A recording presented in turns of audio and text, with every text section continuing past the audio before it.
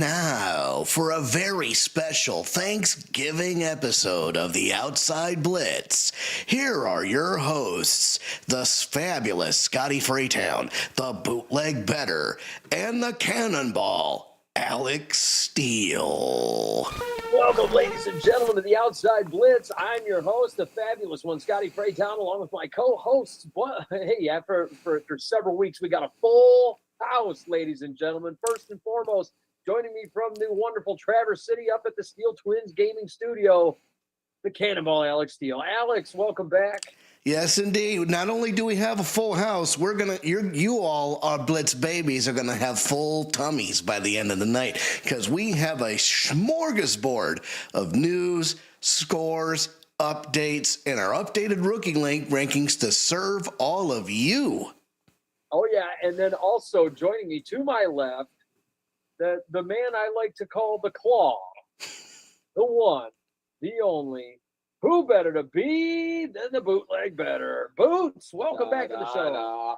I ain't a killer, but don't push me. Revenge is like the sweetest joy next to getting you rookies. You really think you shook me? Jack, I'm an enigma. I'm catching all his hates. Jackson Smith and Jigba. If you were him, you'd be at the end of your wits, trying to save your quarterback from throwing 4 picks. Sam Darnold, double agent. Man, I have my doubts. Devontae Adams, 1,000 catches. He ran 1,000,000 routes. Bootleg Bettor got the nation going. Caw, caw. Arizona Cardinals don't fly very far. Ha, ha, ha, ha, ha. Now they are a punchline. One more loss, coach might end up in the lunch line. Standing in the sunshine, California dreaming. Is that Brock Purdy or is it Willie Beeman? Still got the juice, Fraytown, count G's. I'm the Bootleg Bettor. Bet you can't beat me. Stafford's MVP. Woo! Woohoo! Yeah, he is. Yeah. He is the MVP this I year. got some more. You want some more? Sure. You want It's some more? Thanksgiving week, baby. Give us more. I don't take my responsibilities loosely. I grind so hard because my wife loves sushi.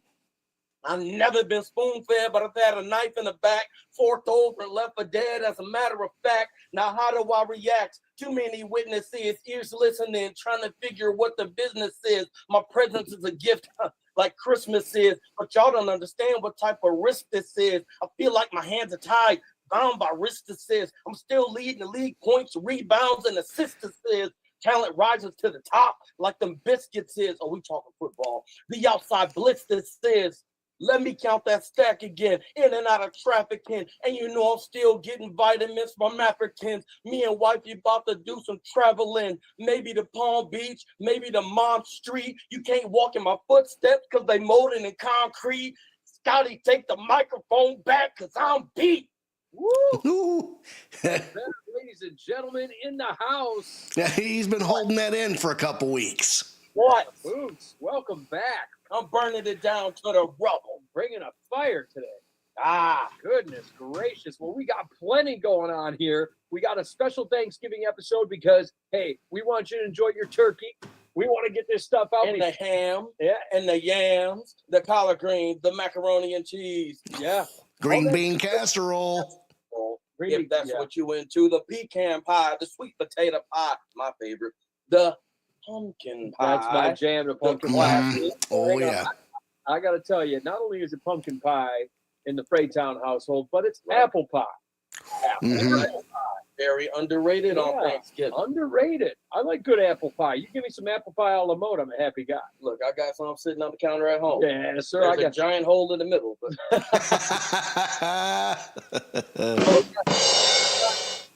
all the pies are in the fridge right now. I'm fired up. I got vanilla ice cream. I'm ready to jam. I'm excited. We're going to be smoking out a turkey breast. Very excited. Smoking out a turkey breast, but we also have a 26-pound turkey getting ready to go in the Fraytown family oven there. So we're gonna be making some turkey. I'm gonna be eating turkey for days. So I'm just sad it's not a turducken. Yeah, it felt like I was eating turkey all year long. Yeah. Every bite. Last year she made turkey. She didn't mean to. she just did. Just chew it away. Oh, she ain't gonna like that. No, she's gonna get you for that one. The Hershey Kisses are great. Yeah, but Mrs. Boots going to be coming after you, man. But listen, folks, we've Buy got her book, please. we've got stuff to jump into here. I'm all fired up. Boots all fired up. Alex Steele all fired up. Let's jump into these scores. Here are our scores for Week 12 in the NFL, starting out with the Thursday night football matchup. The Houston Texans go out and upset the Buffalo Bills 23-19. Didn't see this coming, but that Houston Texans defense reminds everybody why they're the number one defense in football as it currently stands. They advanced to 6-5, back to a winning record. Remember, they started the season 3-4. Okay, so now they're up to 6-5, and Davis Mills over the course of the last 3 games gets them 3 wins in a row. That long-necked giraffe somehow manages to pull one out here.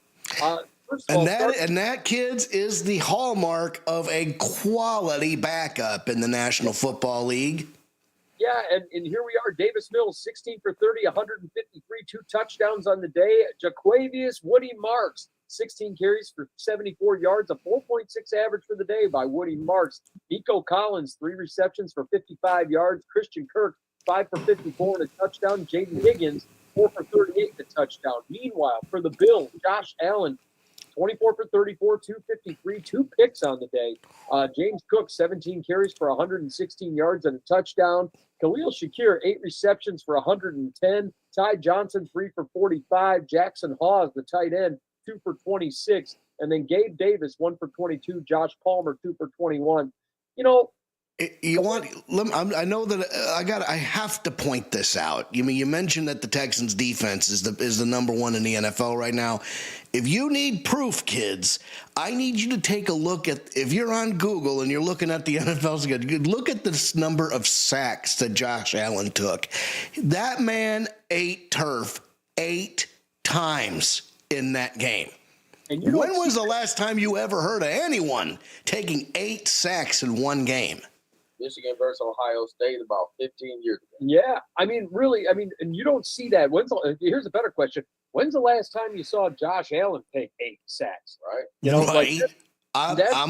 We're waiting. Yeah, we don't see that very often. And Josh Allen, the Bills have been losing some weird, strange games this year. They lost to Miami. Mm-hmm. They're beating some high-profile teams like the Chiefs. To Atlanta. Yeah, but then they lose to Atlanta. That's another one. That's the strangest one of them all because, it's one thing to lose to a division opponent like New England and Miami. It's quite another to lose to a questionable NFC South team that doesn't know who they really are. So this is head-scratching. This is Buffalo? Yeah, and by the way, Danielle Hunter looks every bit of Danielle Hunter. My goodness gracious. Yeah. Danielle Hunter looked like the best in football. And here's the thing. Hunter doesn't have to deal with double team. You got Will Anderson Jr. on the other side. Yeah. Right? So pick your poison. Yeah, right? It's been that way. Exactly. All year. You're not going to put 8 guys on the offensive line, right? Now, does Davis Mills, let me ask you, is C.J. Stroud in danger right now of losing his job? Did they want Davis Mills? I wouldn't go so far as to say that, but I will say I did not trust Davis Mills 3 weeks ago when they played Jacksonville, and I didn't like what I saw from the previous game that he had played. And he's shown himself to be, as Alex said, a quality backup, a guy that can get you 2, 3, 4 wins, right? Or at least go 2-2 in a 4-game stretch if your quarterback is out. Yeah. And that's the epitome of, and that's exactly what you need. And Houston is now staying afloat. And Big X told, don't mess with Tex. Yeah, that's it. And hey, listen, when it comes to the Buffalo Bills, one thing that they've been lacking, listen, I know you're big on Khalil Shakir. I'm not sure that Khalil Shakir is a true he's not a prototypical boundary X number 1 guy, go-to guy. But what he is he can be utilized in just about any offense to work the middle of the field, right, and stretch the field if necessary. Yeah, and the Bills, on the inside, not on the outside. The Bills go out and sign one of those boundary X guys. He might be a low-end one, but they signed Brandon Cooks to a 1-year deal. people forget Brandon Cooks was a multi-time. I mean, we're talking 6-7 years of 1,000-yard seasons out of Brandon Cooks.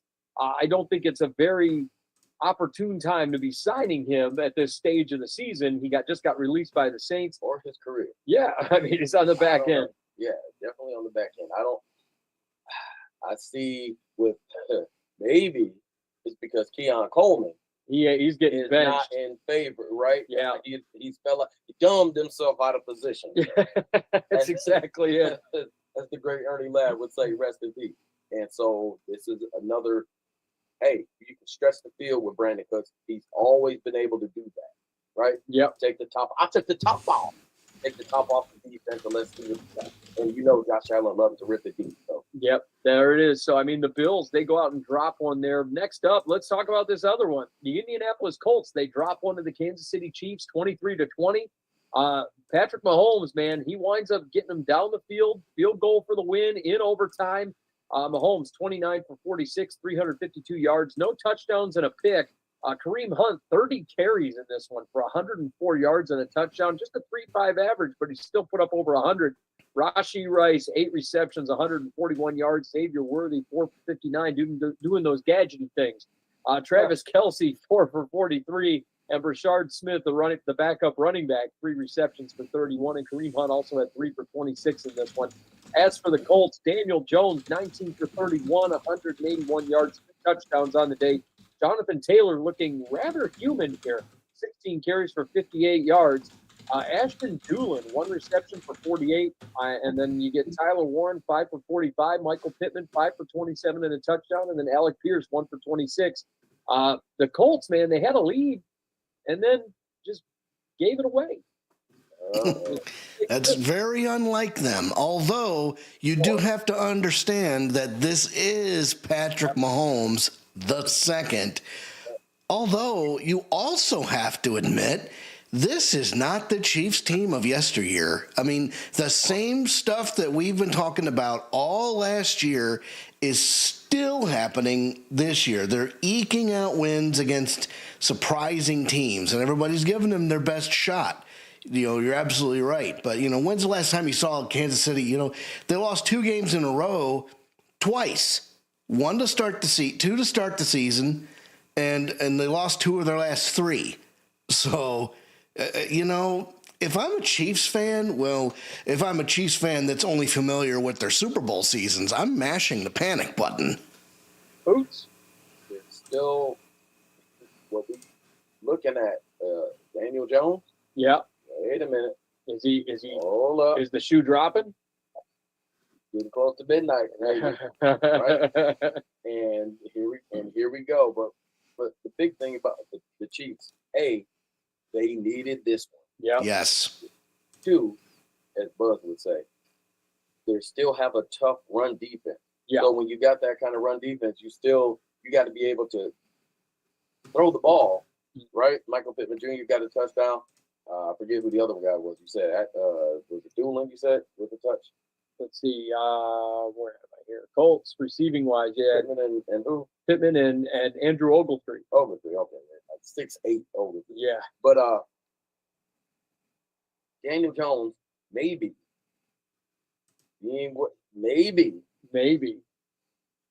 kind of what he's always been. Just having it hidden for a little while. Yeah. Right? It's starting to come apart a little bit. But on the other side, the Chiefs, when I talk about with the Lions a few games ago where they just continue, just run the ball. Yeah. You know, just keep doing it because you can open up play action. Just keep putting pressure on the defense. Eventually, right? When you got a guy like Jameer, eventually something will happen, right? You can catch a crease and get something. That's why you have to stick. How many rushing attempts did the Chiefs have here? What, 70?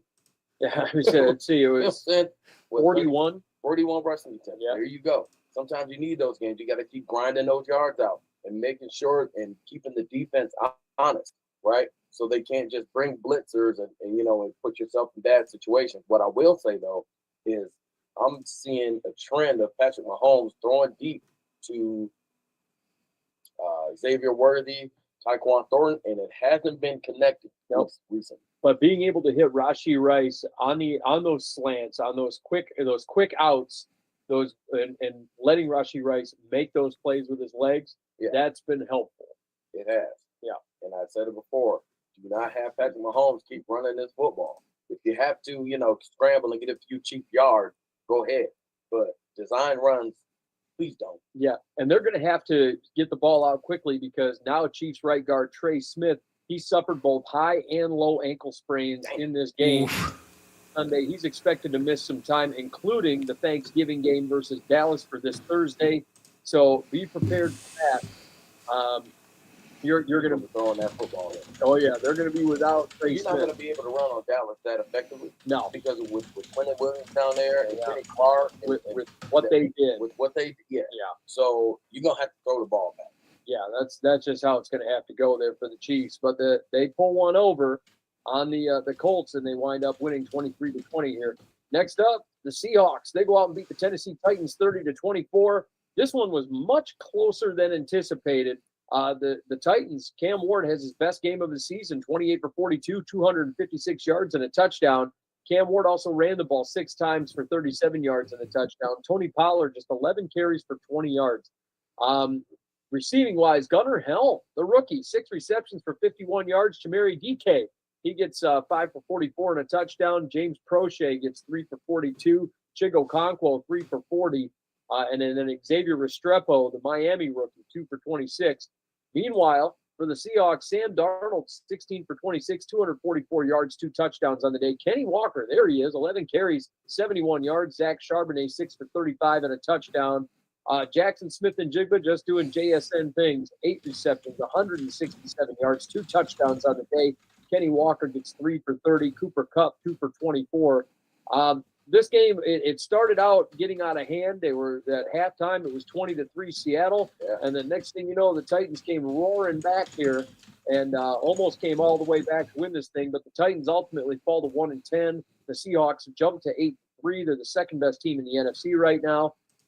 Just an interesting game. Seattle looking damn good. Here's Sam Darnold. Yeah, of course. You don't really expect Tennessee to defeat them, right? Right.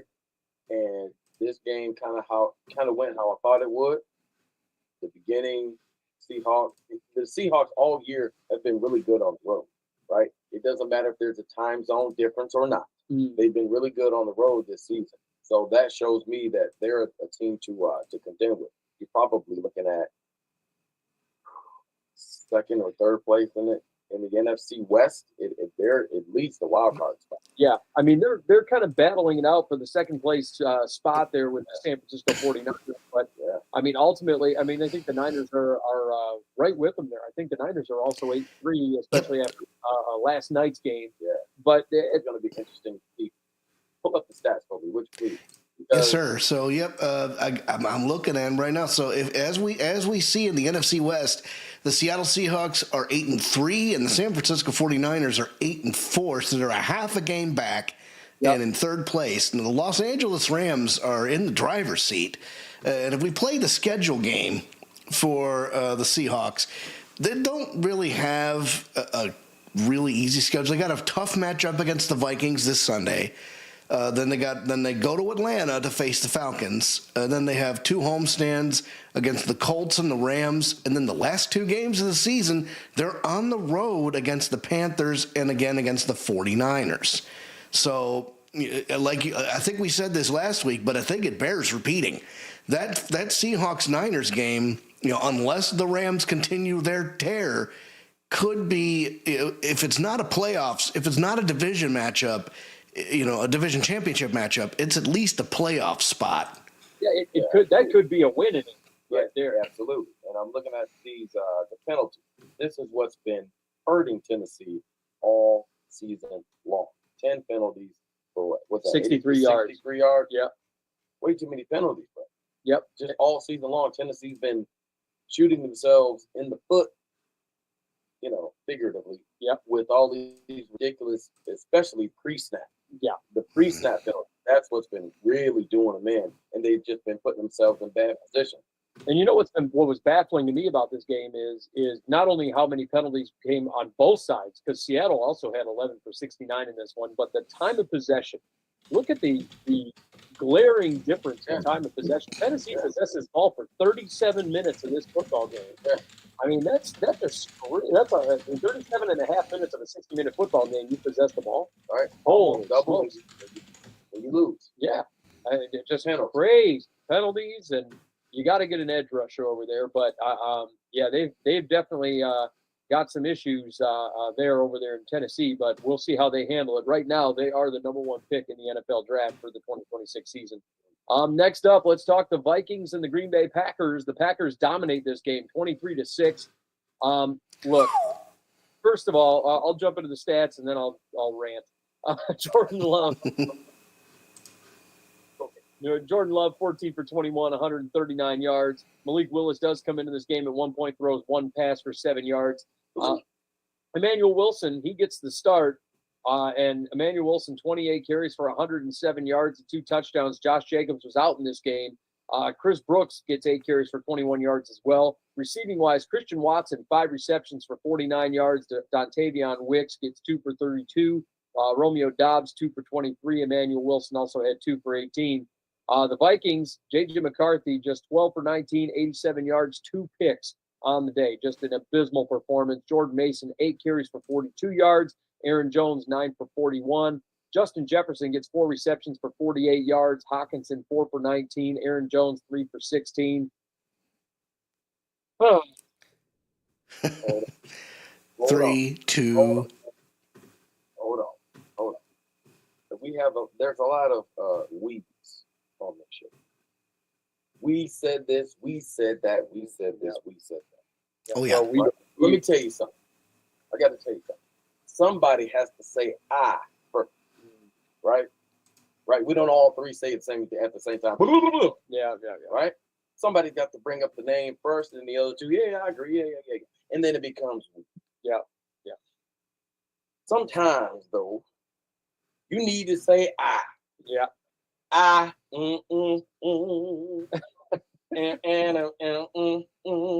Oh, I said it from Alex. Back me up here. Alex is the statistician. Yeah. The keeper of records. What have I said since day one? Day uno. Day one-ish. It's just me, For 2 day years. one-ish. What did I say? What did I say about J.J. McCarthy? Go ahead, Al. You know, that depends on when day one is. I mean, was it when he was still in college or when he got drafted in Detroit? But I'm going to say we. I said since day one, this dude was not it. No, sir. I said it from day one, and I was all alone on the mountaintop, screaming into the void. They looked at me like I was crazy. First round draft pick. Oh, he won the Natty. Oh, college football appearances. Oh, what has been said about those Natty and those college football playoff appearances? Run game. He hid behind a great run game and a great defense. I've been saying it That's since it. day one. Turn a gray sky to blue. Oh, I can make it rain when I wanted to. Let me tell you, I can build a castle from a single grain of sand. Yeah, I can make a ship sail on dry land. Yes, I can. And I told you from day one. Go ahead, Scotty. Yeah, we have, and that's where I'm going to drop the we, because when he was in the entire draft process, we sat here saying this guy ain't it. Watching him throw the ball into the stands on an out route In the combine. almost hit the NFL Network. Bucky Brooks. Bucky Brooks almost hit him on the sideline. Look, I have said that I wasn't sold on McCarthy, and I desperately wanted to be wrong. We have waited. I have been sitting here since December 1st, 1994. Heart hurt. As a Minnesota Vikings fan, begging and pleading December 1st, 1994, begging and pleading for a franchise quarterback. I remember it like it was yesterday. And I do. December 1st, 1994, Vikings versus Bears from the Metrodome. Chris Carter walk-off touchdown. I was immediately a fan. I have been waiting since that day for a franchise quarterback to take us to the promised land, and I have yet to get it. I have seen this litany of quarterbacks come through those doors, whether it's Warren Moon, Gus Farrar, Dante Culpepper, Brad Johnson, Randall Cunningham. Hey, I love Randall that year. He had a fantastic year. It was 1 year, though. I mean, and this is the thing. Brett Favre, Sage Rosenfels, Tavares Jackson, Joe Webb. I mean, like Christian Ponder, which was a disaster. I mean, Case Keenum, Kirk Cousins. I mean, like the list goes on and on and on. Teddy Bridgewater was my favorite. Yeah. And, I got to tell you, I'm tired. After 31 years of being a Vikings fan, almost 32, I'm tired. You done pulled his pillow and blanket out. Yeah, I mean, and this is what it comes down to. J.J. McCarthy is nodding. And now the guy, he comes out there, he has these little flashes. That's all we got. We got flashes. We got a flash of a guy that was in the Chicago Bears game in week 1, and we went ooh and ah, and then he got the hell beat out of him against the Falcons. And now J.J. McCarthy, I'm going to just say right now, he's been placed in concussion protocol after having quote-unquote, and I'm using air quotes for a reason, concussion symptoms on the plane after the Packers game. I'm sorry. Somebody smacked him upside the head with a roll of quarters and a sock. You know what that is. That is a soft benching. That's exactly what that is. That's exactly what it is. And just come out and say, had a balls to say we made a mistake. Yeah. And just sit him down. Hey, in what's the word that they use when they say performance? Yeah. Performance issues. Yeah. Well, we don't know about that. And I'd rather never find out. Yeah. The fact is ineffectiveness, right? That's the word for the benching, ineffectiveness. When you get into the third quarter and nothing's happening. Negative 22 yards. Come on, man. Negative 22 yards. How do you post negative 22 yards in an entire half of football? I don't know how Justin Jefferson don't just steal on him one good time. And you know something that's how does he not pull an Antonio Brown and leave halfway through the game? You know what's crazy? In the last 25 years, 25 years, quarter century, there's only been one quarterback that has been more inept, and I use that word inept, than J.J. McCarthy. One, statistically, that has been more inept. Nathan Peterman? Jamarcus Russell. Oh, that's bad. Statistically. There's only been one quarterback that's been more inept. You know you are not a good NFL quarterback when your name, and statistically, your name is being put in the same sentence as the likes of Josh Rosen. Yep. Christian Ponder, Marcus Russell. I mean, the list goes on, and I keep hearing these, and it's not just people making wild comparisons. These are the numbers saying that you are just a bad quarterback. The name thing. I have fun on this show, and we have had fun on this show making mockery of certain people's names because we're not making fun of them as an individual. I don't know J.J. McCarthy, but I make fun of his game because it's so make funnable of. And here's the thing. When we mock these names, we don't need to mock J.J. McCarthy's name because he's already a mock quarterback. Well, he made a mock of it himself. Oh, I'm 9. Oh, well, okay, so 9 is that guy that just sucks at football. That's my understanding. Your 7's cousin? Yeah. WCW reference.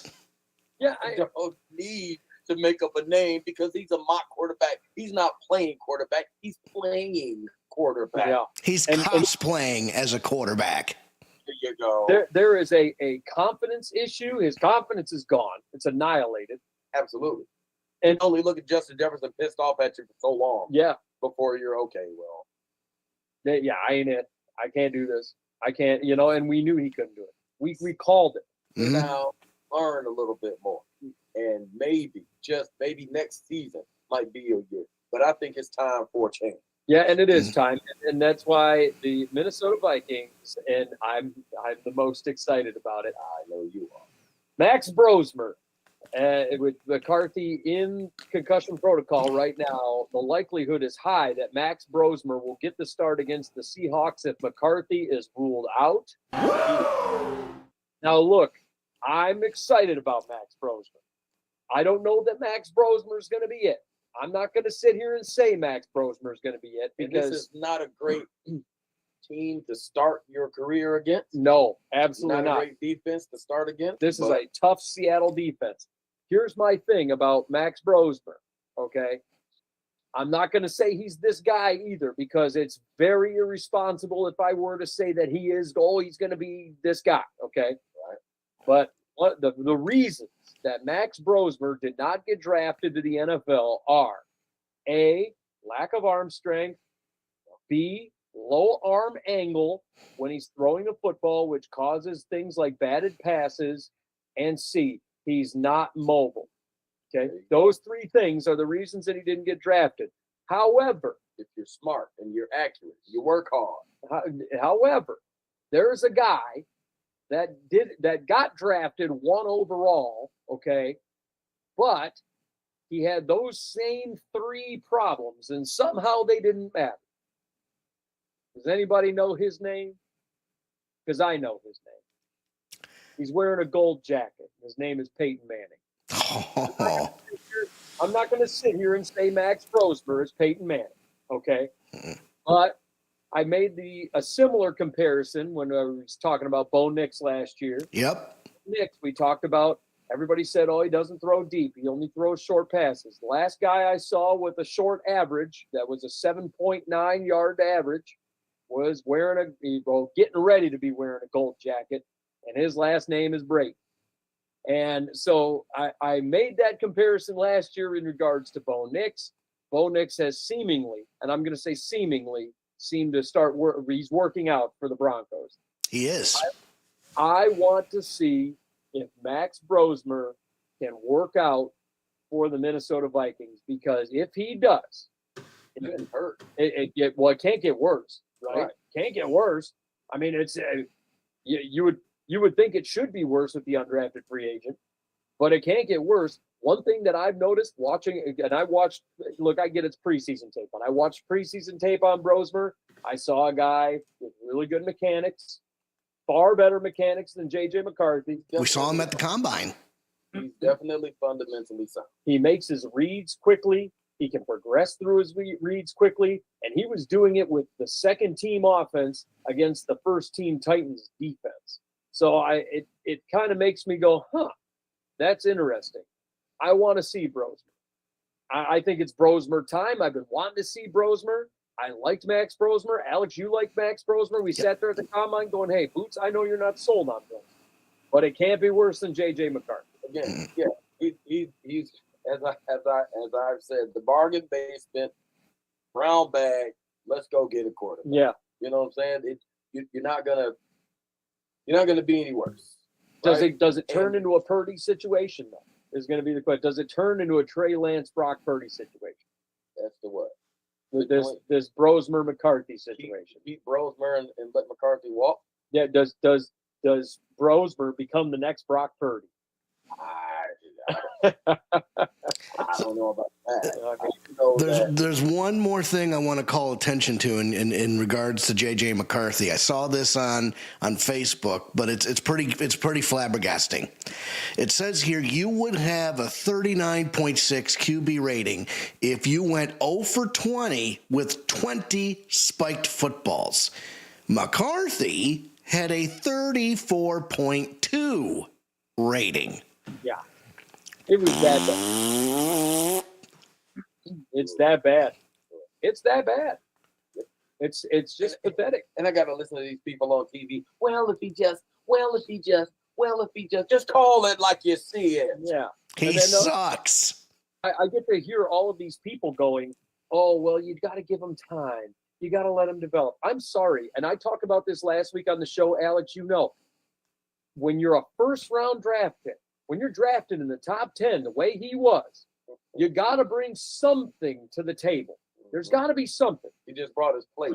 And I see all of these people making these ridiculous comparisons. Well, Josh Allen had the same problem during his first 5-6 games. Josh Allen, 6'5", 225 pounds. It's number one. Number two, Josh Allen brought a mobility to the game that, far better than JJ. Yeah, and I mean, last I checked, Josh Allen in those games, what was he doing? Hurdling Anthony Barr midfield. Now, and also, by the way, let's go ahead and compare weapons. Because last I checked, and I talked about this on the last show, Josh Allen was throwing to Zay Jones, Robert Foster, and fat-washed Kelvin Benjamin. Okay, like during that stretch. In the meantime, I've got J.J. McCarthy throwing to arguably the best receiver in the NFL. Right. Jordan Addison, who's a first-round draft pick out of USC, who's a stud, probably one of the best, if not the best, wide receiver too. Yeah. And then you're talking about T.J. Hawkinson, who should be a tight end, at least in the top 10 of tight ends, if J.J. McCarthy knew how to throw to a tight end. Man. And then you got Jordan Mason, who's coming off one of his most torrid years of his career with the 49ers. And then you got Aaron Jones over there, who's probably one of the best pass-catching running backs out of the backfield.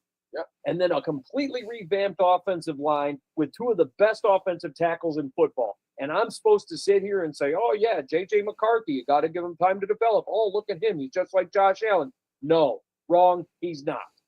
Sorry. Sorry, not sorry. He's not. It's just unbelievable that people would draw that comparison. It's baffling. And now everybody wants to sit there, oh, well, Minnesota fans have a patience problem. You're damn right I do. I waited 31 years. Don't sit here and lecture me about patience. I don't have the patience for that bullshit because that's what it is. It's straight bullshit. Well, yeah, he's not a Lions fan, kids. We've seen mediocrity for over 60 years. Yeah, so, we're a lot more patient than Minnesota fans. Yeah, especially, we've seen the one-off quarterbacks. It's just gotten old. It's gotten old. And in the meantime, the Vikings now, they're in a situation. Christian Darrisaw, he left this game against the Packers due to a foot injury. Uh-oh. I thought he left because JJ was stuck. Yeah, well, and then Donovan Jackson also left this game versus the Packers due to an ankle injury. Both those guys listed as questionable versus the Seahawks. So we're going to see how that works out. Max Brosmer is going to have to get those reads out. Uh-oh. Yeah. Oh, man. What a horrible spot to start, man. You're going to start against one of the toughest defenses in football, by the way. On the road. With Justin. Sometimes the baptism by fire works. Who knows? But let me tell you something. If Brosmer does something, and I'll laugh so hard. I really will. Packers, though, they did what they're supposed to be doing. They got the showdown with Detroit on Thursday. They were looking just fine in this game. Emmanuel Wilson did a great job. He really did. In for Josh Jacobs. And the Green Bay Packers know how to pick running backs. They do. And, and they just stick with that run game. Again, like I said, sticking with that run game, making sure to keep the defense honest and leaning on them and leaning on them and leaning on them. And eventually the dam cracks and you get 108 yards and 2 touchdowns. Yeah, also, by the way, I said it last week, I'll say it again, Matt Daniels needs to be fired. Like it's going out of style, fired. Special teams coach. Yeah, the Vikings special teams coordinator, he needs to go. I'm tired of the special teams gaps. I'm tired of the fumbles. You had Price. Yeah, the Packers. Yeah, the Packers recovered that one deep in it. Yeah, it's just a disaster. Price, and I like Price. I like his explosiveness, but at the same time, I feel like he's like a banger bust. Bro, if you don't secure the football, I don't care how fast you can run. Yeah. If you can hurdle anybody, you can juke the whole squad. If you're not holding on to the football, who cares? Yeah. Too many fumbles, and I feel like every time there's a punt, every time there's a kickoff, something, there's a penalty. I feel like every time.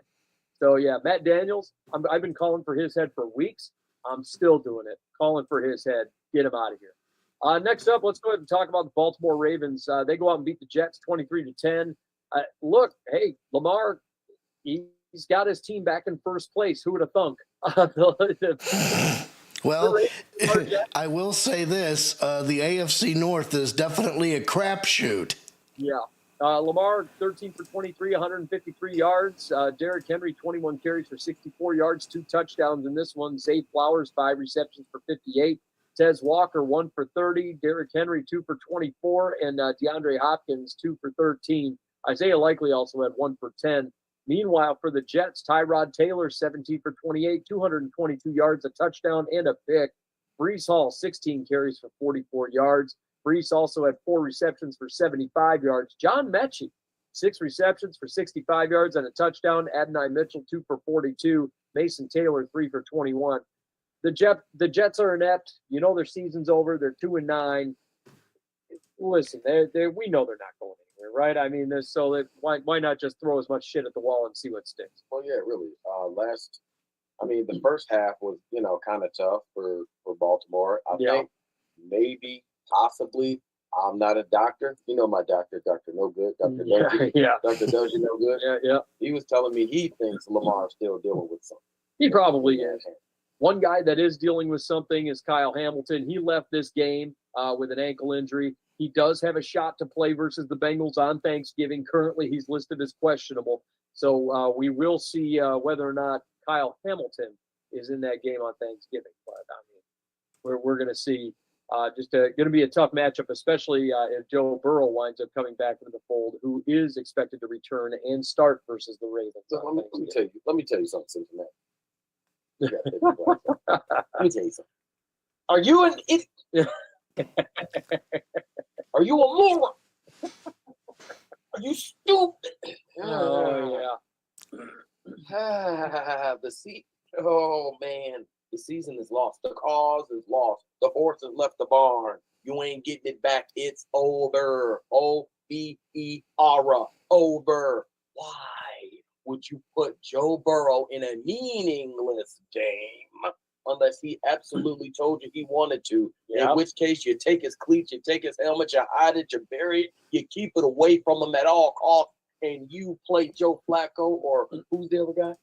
I think it's Josh Browning. Browning, yeah. Play Browning. I don't care. Play one of them, but do not, and I mean do not, play Joe Burrow. All they're going to do is kill their draft stock.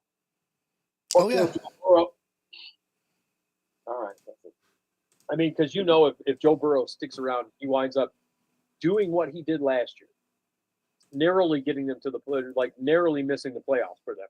They're not going to get in Because if he plays or not. Losing this game, that's it. I know, but you remember last year, Yeah. they went 9-8, They did. and we were sitting there watching the Saturday game. It was the Week 18 Saturday game where he went, where he came out and won that game on Week 18 on a Saturday, that pointless game, and then still got eliminated from the playoffs the next day.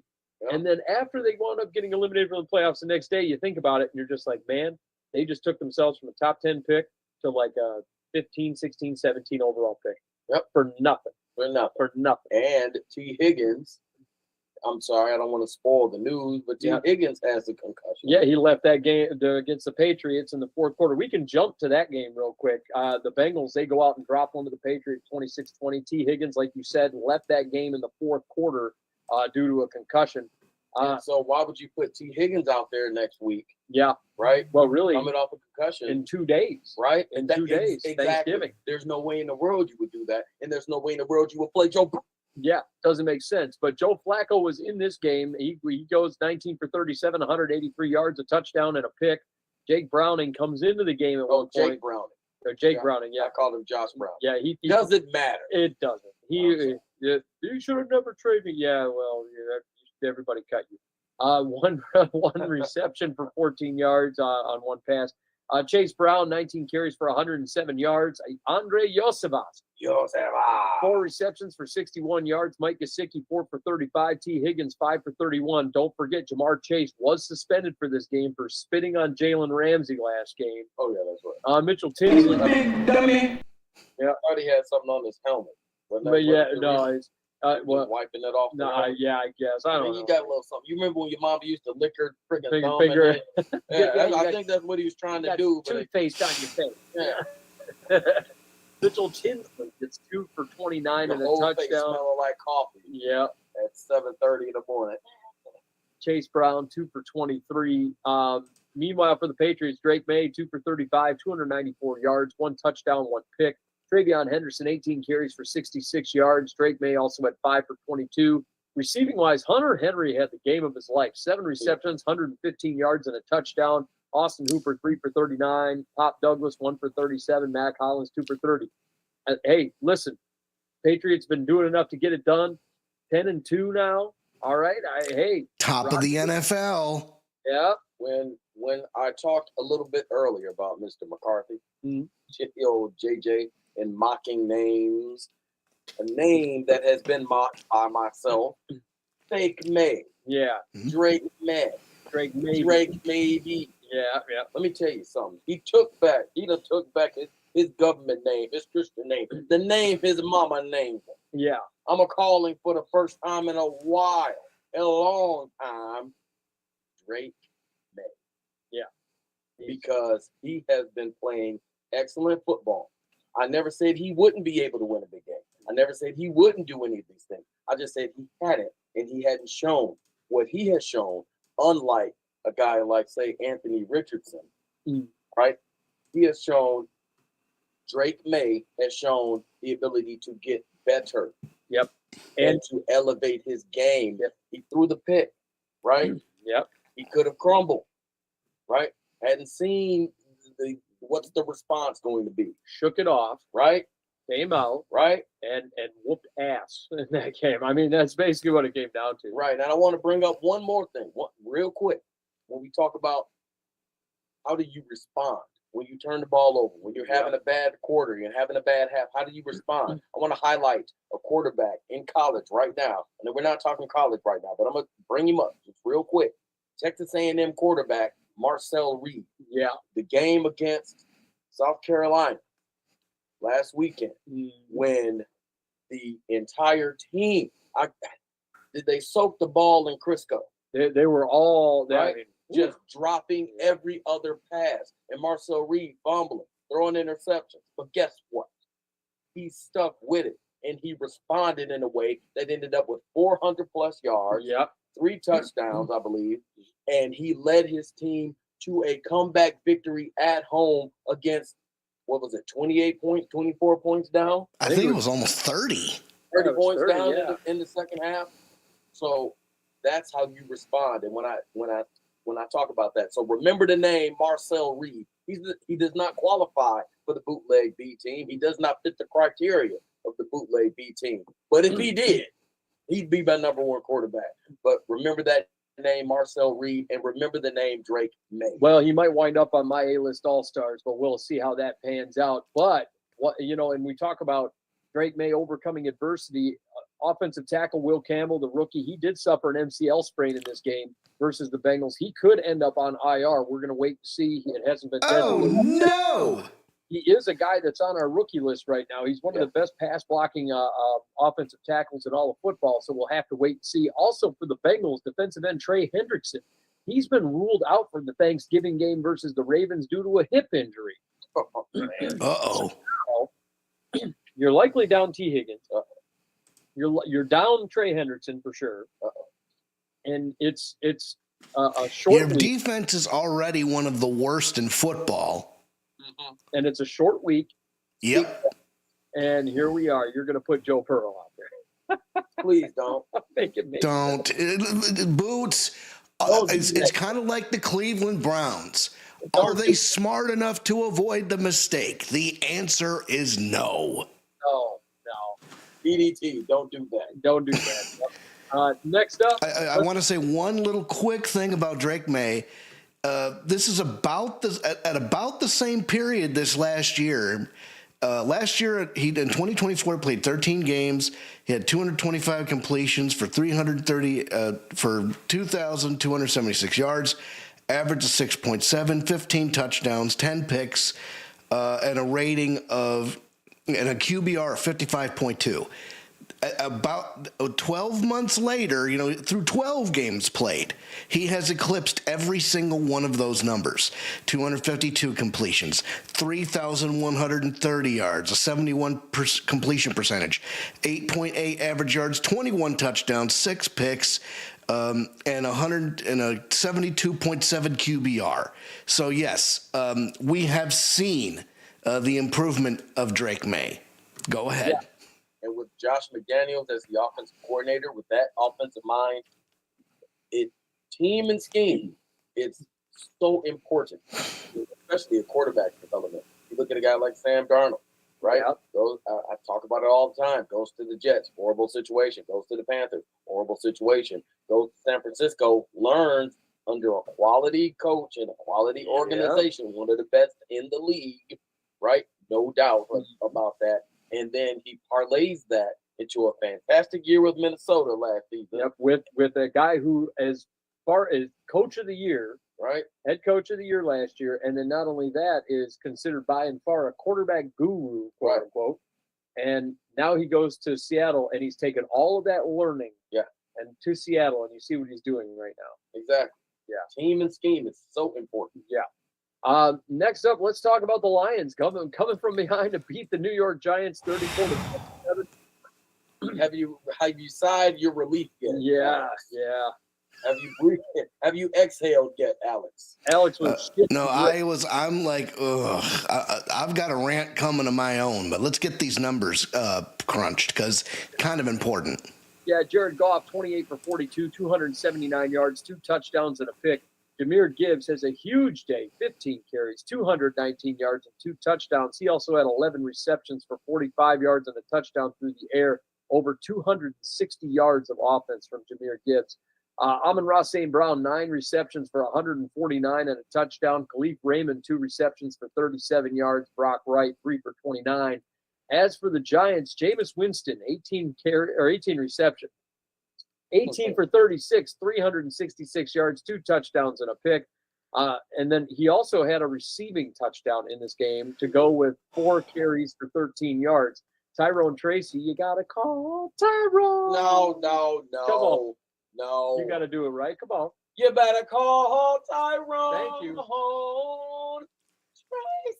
I don't have that beautiful singing voice.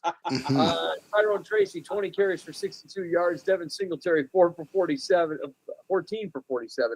Receiving wise, Wan'Dale Robinson goes off. 9 receptions, 156 yards and a touchdown. Theo Johnson, 3 for 77. Tyrone Tracy also had 3 for 68. He had 130 yards of offense.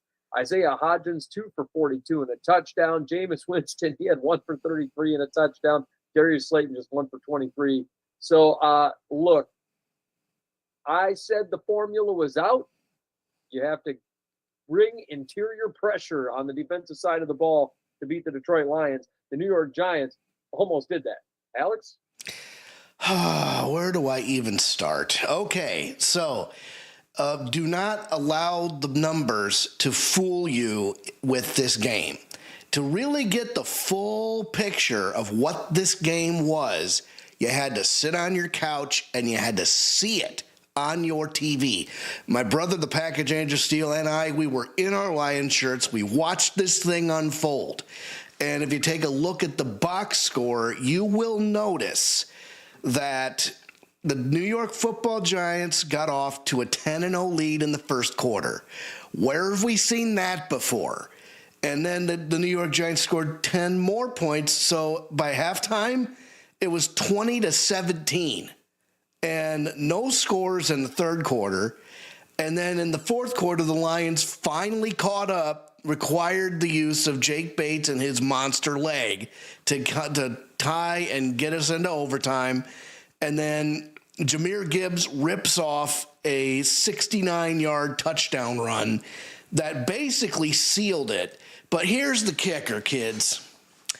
A couple of damning things to talk about this Lions defense. All right, it's one thing to run into a brick wall with the Philadelphia Eagles. That makes sense. This is the 2-9, now 2-10, New York Football Giants. What have we said on this show week in and week out. They are a government cheese organization. And I will give props where props are due. Jameis Winston, for as maligned as his career has been, is still having Jameis Winston at the helm has galvanized this Giants football team. Kicking Brian Daboll out the door, and the name of the head coach escapes me right now. Somebody help me out here. Mike Kafka. Yeah. Mike Kafka. So he was an assistant on the Chiefs squad, and he's the interim head coach here.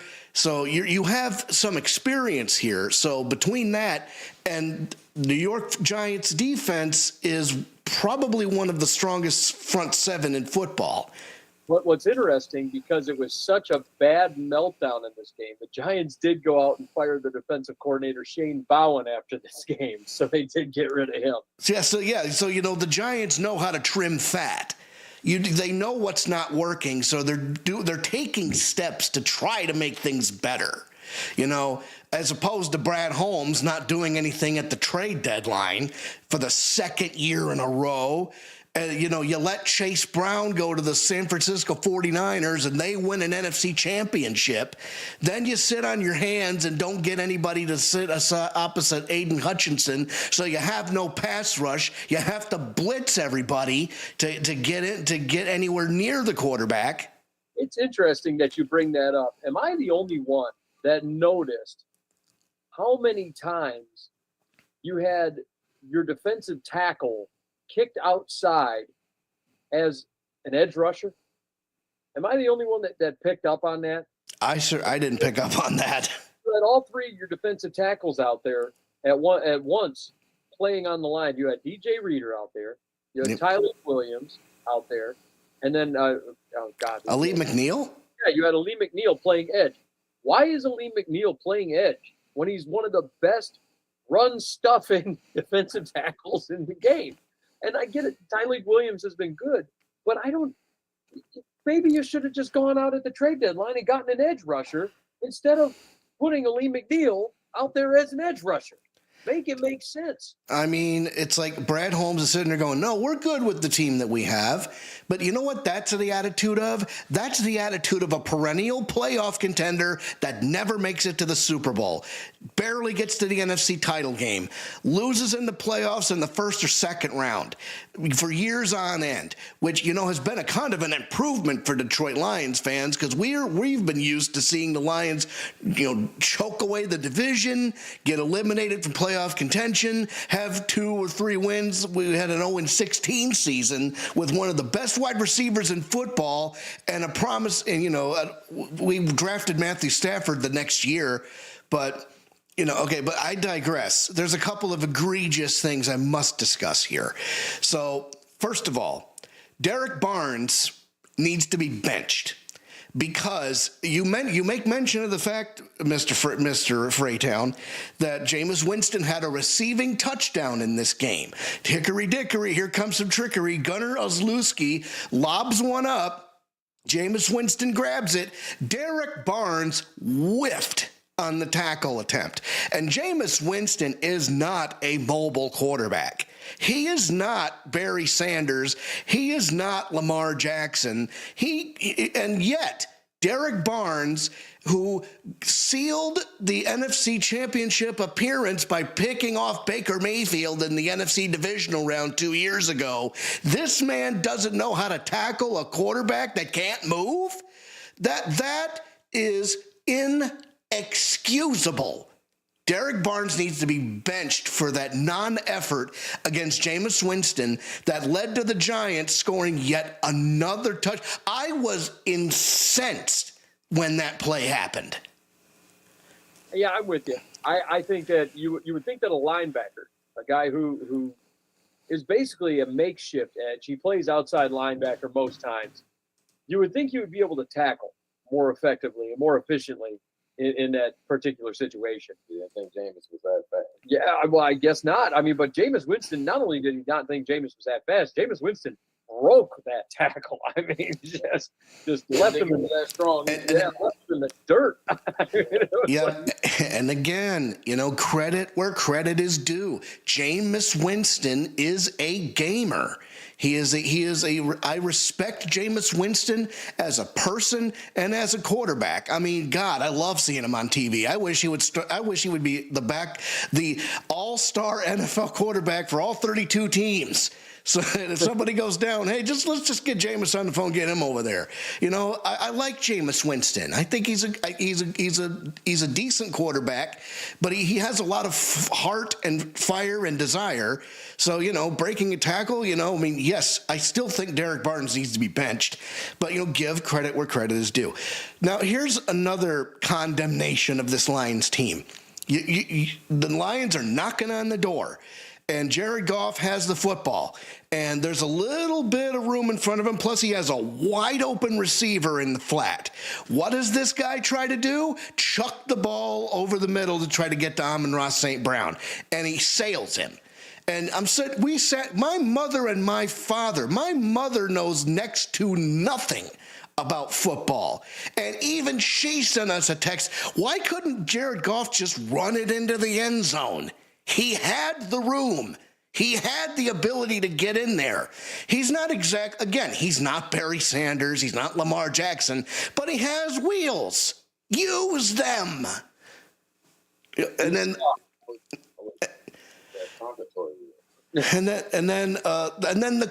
the coup disgrace. Okay. So you mean tell me that, okay, listen, you have to go down the field. You have to get to, you allow the Giants make a mistake by not going for a touchdown on 4th down to try to make the Lions sweat. And the Lions are able to drive the football and kick the field goal, which was a 56-yarder or a 59-yarder or something, and it almost didn't make it. Yeah. So, your heart's in your throat waiting for the ball to go through the uprights. He almost posted it. So there's that. Then you get the toss on overtime, and the Giants defense, who was playing lights out all game long, allows Jahmyr Gibbs to go to Pleasure Town 69 yards and finally take the lead. In what dimension is this Lions team taking the lead in a football game in overtime? Make that make sense. And then finally, the Giants have a chance to respond, and it's 4th and 10. They're deep in their own territory, and Jameis Winston has nobody to throw it to. What happens? Jameis Winston's able to get to the sticks and get a 1st down. What is happening here, Dan? And Dan Campbell, once again, calling the plays on offense. And I'm starting to think that the Washington Commanders game was a fluke, and that there may be a problem with the offensive coordinator. What have we said on this show time and time again about old Dan Gamble? He's not an X's and O's guy. He's the guy that you run through the wall for, but he doesn't understand football the way some of these other top-tier coaches do. I'm sure he has some understanding of football, or he wouldn't have a job, but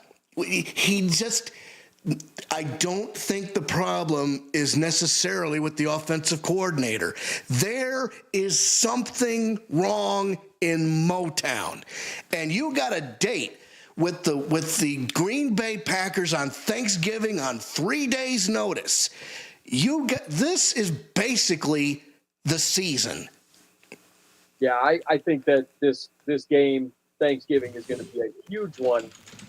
Because at that point, and by the way, the Lions right now, they are not a playoff. They are currently not in the playoff. They're 8th seed. Yeah. So if you lose to Green Bay right now, a division rival, and you wind up allowing Green Bay to go up, I think they'd be up by 2 games at that point. You let Green Bay go up by that amount, and you sit there in 3rd place, man, it's going to be tough sledding to get back up to the top of that division. Boots, what do you got? How long? How long? Good God Almighty. How long have I talked about Jahmyr Gibbs? Yeah. Mm-hmm. You have. Oh, can fly like a bird in the sky. Oh, I can buy anything that money can buy. Let me tell you, I can turn a river to a raging fire. I can live forever if my soul desire, yeah. But I have been telling you about Jahmyr Gibbs for 3 years. You have. And hey, Jonathan Taylor, let's take that crown. Take that right off of your head. I'm going to turn over here to the right hand. Put it right on Jahmyr Gibbs' head. RB1, without a doubt, Jahmyr Gibbs. That's all I got to say about this guy. Dan Campbell is a functional X's and O's coach, although I do not like him dropping back Jared Goff so frequently. I agree. When you need to run the football and establish that play action game. Ben Johnson had the play action run game to a T with Jared Goff, and there needs to be more of that because that's Goff's strength. Threaten with the run, sit back, and watch what's going on, find the receivers. That is a very underrated strength of Jared Goff, and Dan Campbell needs to tap into that even more so. And do not put Jared Goff in bad situations because he cannot get out of them using his legs. Yep. So one thing I will say in regards to Jahmyr Gibbs, Dan Campbell, and I'll give him credit for this, especially on that last run, there was a really nice offensive line shift to get Jahmyr Gibbs outside the tackle. That was, and I watched that play, and I had rewatched it. I had actually went back because they had the view behind Gibbs there, behind the line. And you saw the whole line shift to the left, and Jahmyr Gibbs is going to the right. And he got outside the right tackle there, outside Penei Sewell, and he was off to the races from there. And that is the way you have to run Jahmyr Gibbs. If you can get him outside the tackle, he's gone. That's his strength, but he can power through tackle. He's done it, right? That's not what you consistently always want to do. He's not Derrick Henry, right? But he's stronger than you think he is. He breaks tackles, but yes, it's always best off tackle with Jahmyr Gibbs. And man, it's like I've always said, he does not need the volume that the vast majority of the running backs in the NFL, they need a particular volume to achieve. He does not need that same volume. That's what sets him apart. Yeah, he was excellent against the Giants in that front seven. Next up, let's talk about the Chicago Bears beating the Pittsburgh Steelers 31-28. The Bears. Now, this is going to be my what did I say? I said the Bears would win the division this year. You did. What did I say? I said that they would get 7 wins, maybe 8. You think they're done? So this is like their cap ceiling. For me, this was their ceiling. Go ahead. Now, we've got several games left to go. The Bears have a tough schedule to end the year. People got to notice that. But right now, the Bears in first place. Who'd have thunk? They just keep buying. They keep walking across the street. Hey, there's $20. Walking to the convenience store. Buy a lottery ticket. Hey, I won $500. Yeah. What the? Caleb Williams, 19 for 35. I will say this, they're at least on the right street to find the 25. Yeah, exactly. Caleb Williams, 19 for 35, 239 yards, 3 touchdowns. Kyle Monangai, 12 carries for 48 yards and a touchdown. DJ Moore, 5 receptions for 64 yards, 2 touchdowns. Roma Dunze, 3 for 53. Colston Loveland, 4 for 49 and a touchdown. We'll be talking about him in a little bit. Cooper Bird in the third, 3 for 46. As for Steelers, Mason Rudolph draws the start here with Aaron Rodgers out. Mason Rudolph, 24 for 31, 171, 1 touchdown and a pick. Aaron Rodgers has a fractured left wrist. I just got deja vu. What? Just had deja vu. What is that? I don't know. Literally, just as you were talking, I'm going, wait a minute. Yeah. Have we been here before? Kenneth Gainwell, 10 carries for 92 yards. I'm on my right path. Jalen Warren, 18 for 68 and a touchdown. DK Metcalf had 2 carries in this game for 12 yards and a touchdown. Calvin Austin, 4 receptions for 36. Kenneth Gainwell, 6 for 30. DK Metcalf, 5 for 22. Darnell Washington, 2 for 22, and then Ben Skoranek had 1 for 21. Pat Fryermuth had 3 for 19, and the lone passing touchdown there. Booth. They're talking about Aaron Rodgers coming back. He should have came back in this one. Yeah, they got him coming back possibly this week here. So we might see Aaron Rodgers on the field. Not quite sure, but he is expected, right as it currently stands, to play versus the Bills on Sunday after sitting out this game due to that fractured wrist. So we could see him.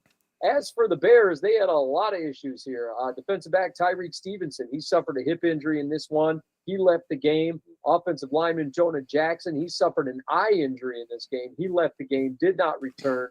Also, where'd it go? I thought I had it. Oh, yeah, Bears linebacker Tremaine Edmonds, he's been placed on IR due to a groin injury. So he'll be out for the next 4 to 6 weeks. So, yeah, they're dealing with some injury issues, but they had some guys step up in this game. Ben Johnson made sure in the post-game pep talk to the team there, hey, he said, great job to all you guys that stepped up and jumped right in because, man, you got it done for us. And they sure did. 31-28. Here's the Bears. Sitting at 8-3. Those doggone Bears and the Steelers. They had it. They had a double-digit lead at one point, didn't they? Let's take a look. Didn't they? I thought they had a 2-touchdown lead. Yep. At one point, yes. The Steelers had, it was 21-17 at halftime, and then Chicago knotted it up, and then it was actually pretty close. I mean, and then they took the lead again in the fourth quarter, but then the Bears came right back. Yeah, see, that's being on the right street. You got to give them credit for that because the Bears. They're not a great team overall. They got talent, across the board. Yeah, a lot of talent, a lot of offensive mind talent, a lot of offensive weapons over there. And man, but they keep again. They're on the right street to find that $20. You got to give them credit for at least being in position to take advantage of an opportunity. Yeah, this is getting close to being, and it, depending on what the Lions do, really, in 2 days on Thanksgiving here, depending on what they do, this could turn it. And let's say the Lions beat the Packers on Thanksgiving. Right. This could turn into a showdown in Chicago, Lions versus Chicago Bears for the division. You could see that. I mean, it really could turn into that type of situation, and that game would be flexed out. I believe the Lions had the Bears in Week 18, if I'm not mistaken. There's the big showdown with Ben Johnson. Yes, sir. Yeah. So I mean, it is a home, and it's a homestead at Soldier Field. Yeah. So I mean, that could wind up being that could be the flexed out game. You could see that for the division. Could get interesting. Student versus teacher in Soldier Field in the frozen tundra. Oh my God! And you know something? It's like you take a look at their week 2 loss, where Dan Campbell basically ran up the score. And, he was like pounding around and going, he didn't really say it out loud, but with that score, 52-21, he was basically saying, I'm the guy around here, not Ben Johnson.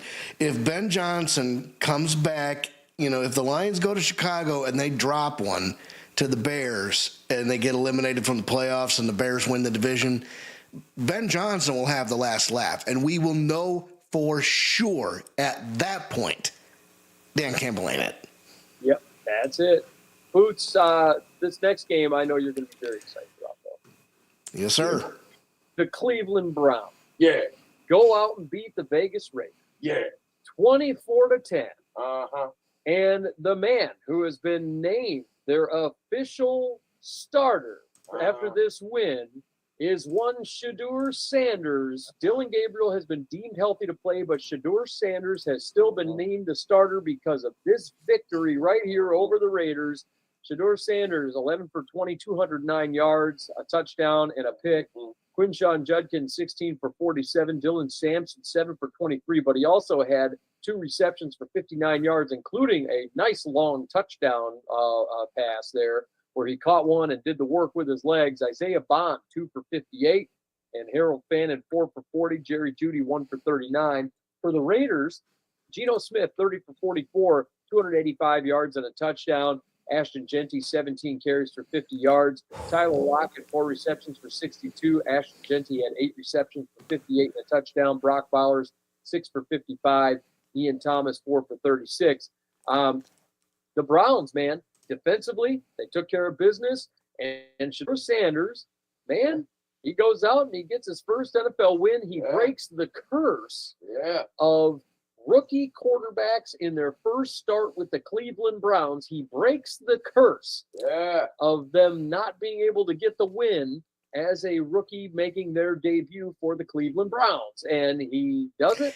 And wearing his daddy's cleats against the team that he wanted to play for in their stadium. And what makes it all the sweeter for him is the Raiders, after this game, go out and fire their offensive coordinator, Chip Kelly, after this loss.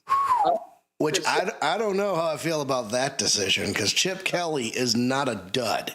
No, he's not. But the team has named Greg Olson as their interim offensive coordinator. Head coach Pete Carroll did announce on Monday the team also fired senior offensive assistant Bob Bicknell. As NFL Network insider Tom Pelissero reported, Bicknell was considered the right-hand man to Chip Kelly. So you and your boy get out of here. Yeah, he kicked everybody out. Because what have you seen from the Las Vegas Raiders offense? Nothing. Confidence. But offensive line issues all abound. And that's where I'm at. However, as Terry Foster would say, Geno Smith throwing ridiculously, horrifically bad interception had nothing to do with the offensive line for the most part. Do you think that Geno Smith is going to be replaced by a rookie quarterback in the coming draft, or do you think that the Raiders are going to do what they should do and draft offensive linemen? I think that the Raiders have made the financial commitment to Geno. Yeah. So you owe it to him at least for another year to get yourself some offensive linemen. Yeah. And try to do this thing right. But I will say about Shedeur, my 5 bold predictions, one of them was the Cleveland Browns rookie quarterback Shedeur Sanders will start at least 8 games and will win at least 5.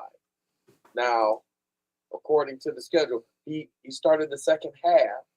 I don't know. Can we call that a start? I mean, can we? It'll be 7.5 games. Well, in this game, right? He drew his first start. So this was his first start. We're in week 12. So 12, 13, 14, 15, 16, 17, 18. So you're going to see 7 starts. We're going to 7.5. 7.5. Can I get credit for 7.5 starts? I don't know if we can. I don't know. But I need those 5 wins. Yeah. I mean, if he gets the 5 wins, we might be having a different conversation. But and he didn't have a horrible game, but he didn't have a lights out, all shit game, right? Yeah. But it was functional, and he didn't make too many mistakes. Right. And if there is a team you're going to play in that situation to kind of have a soft roll in, it's the Vegas Raiders. So.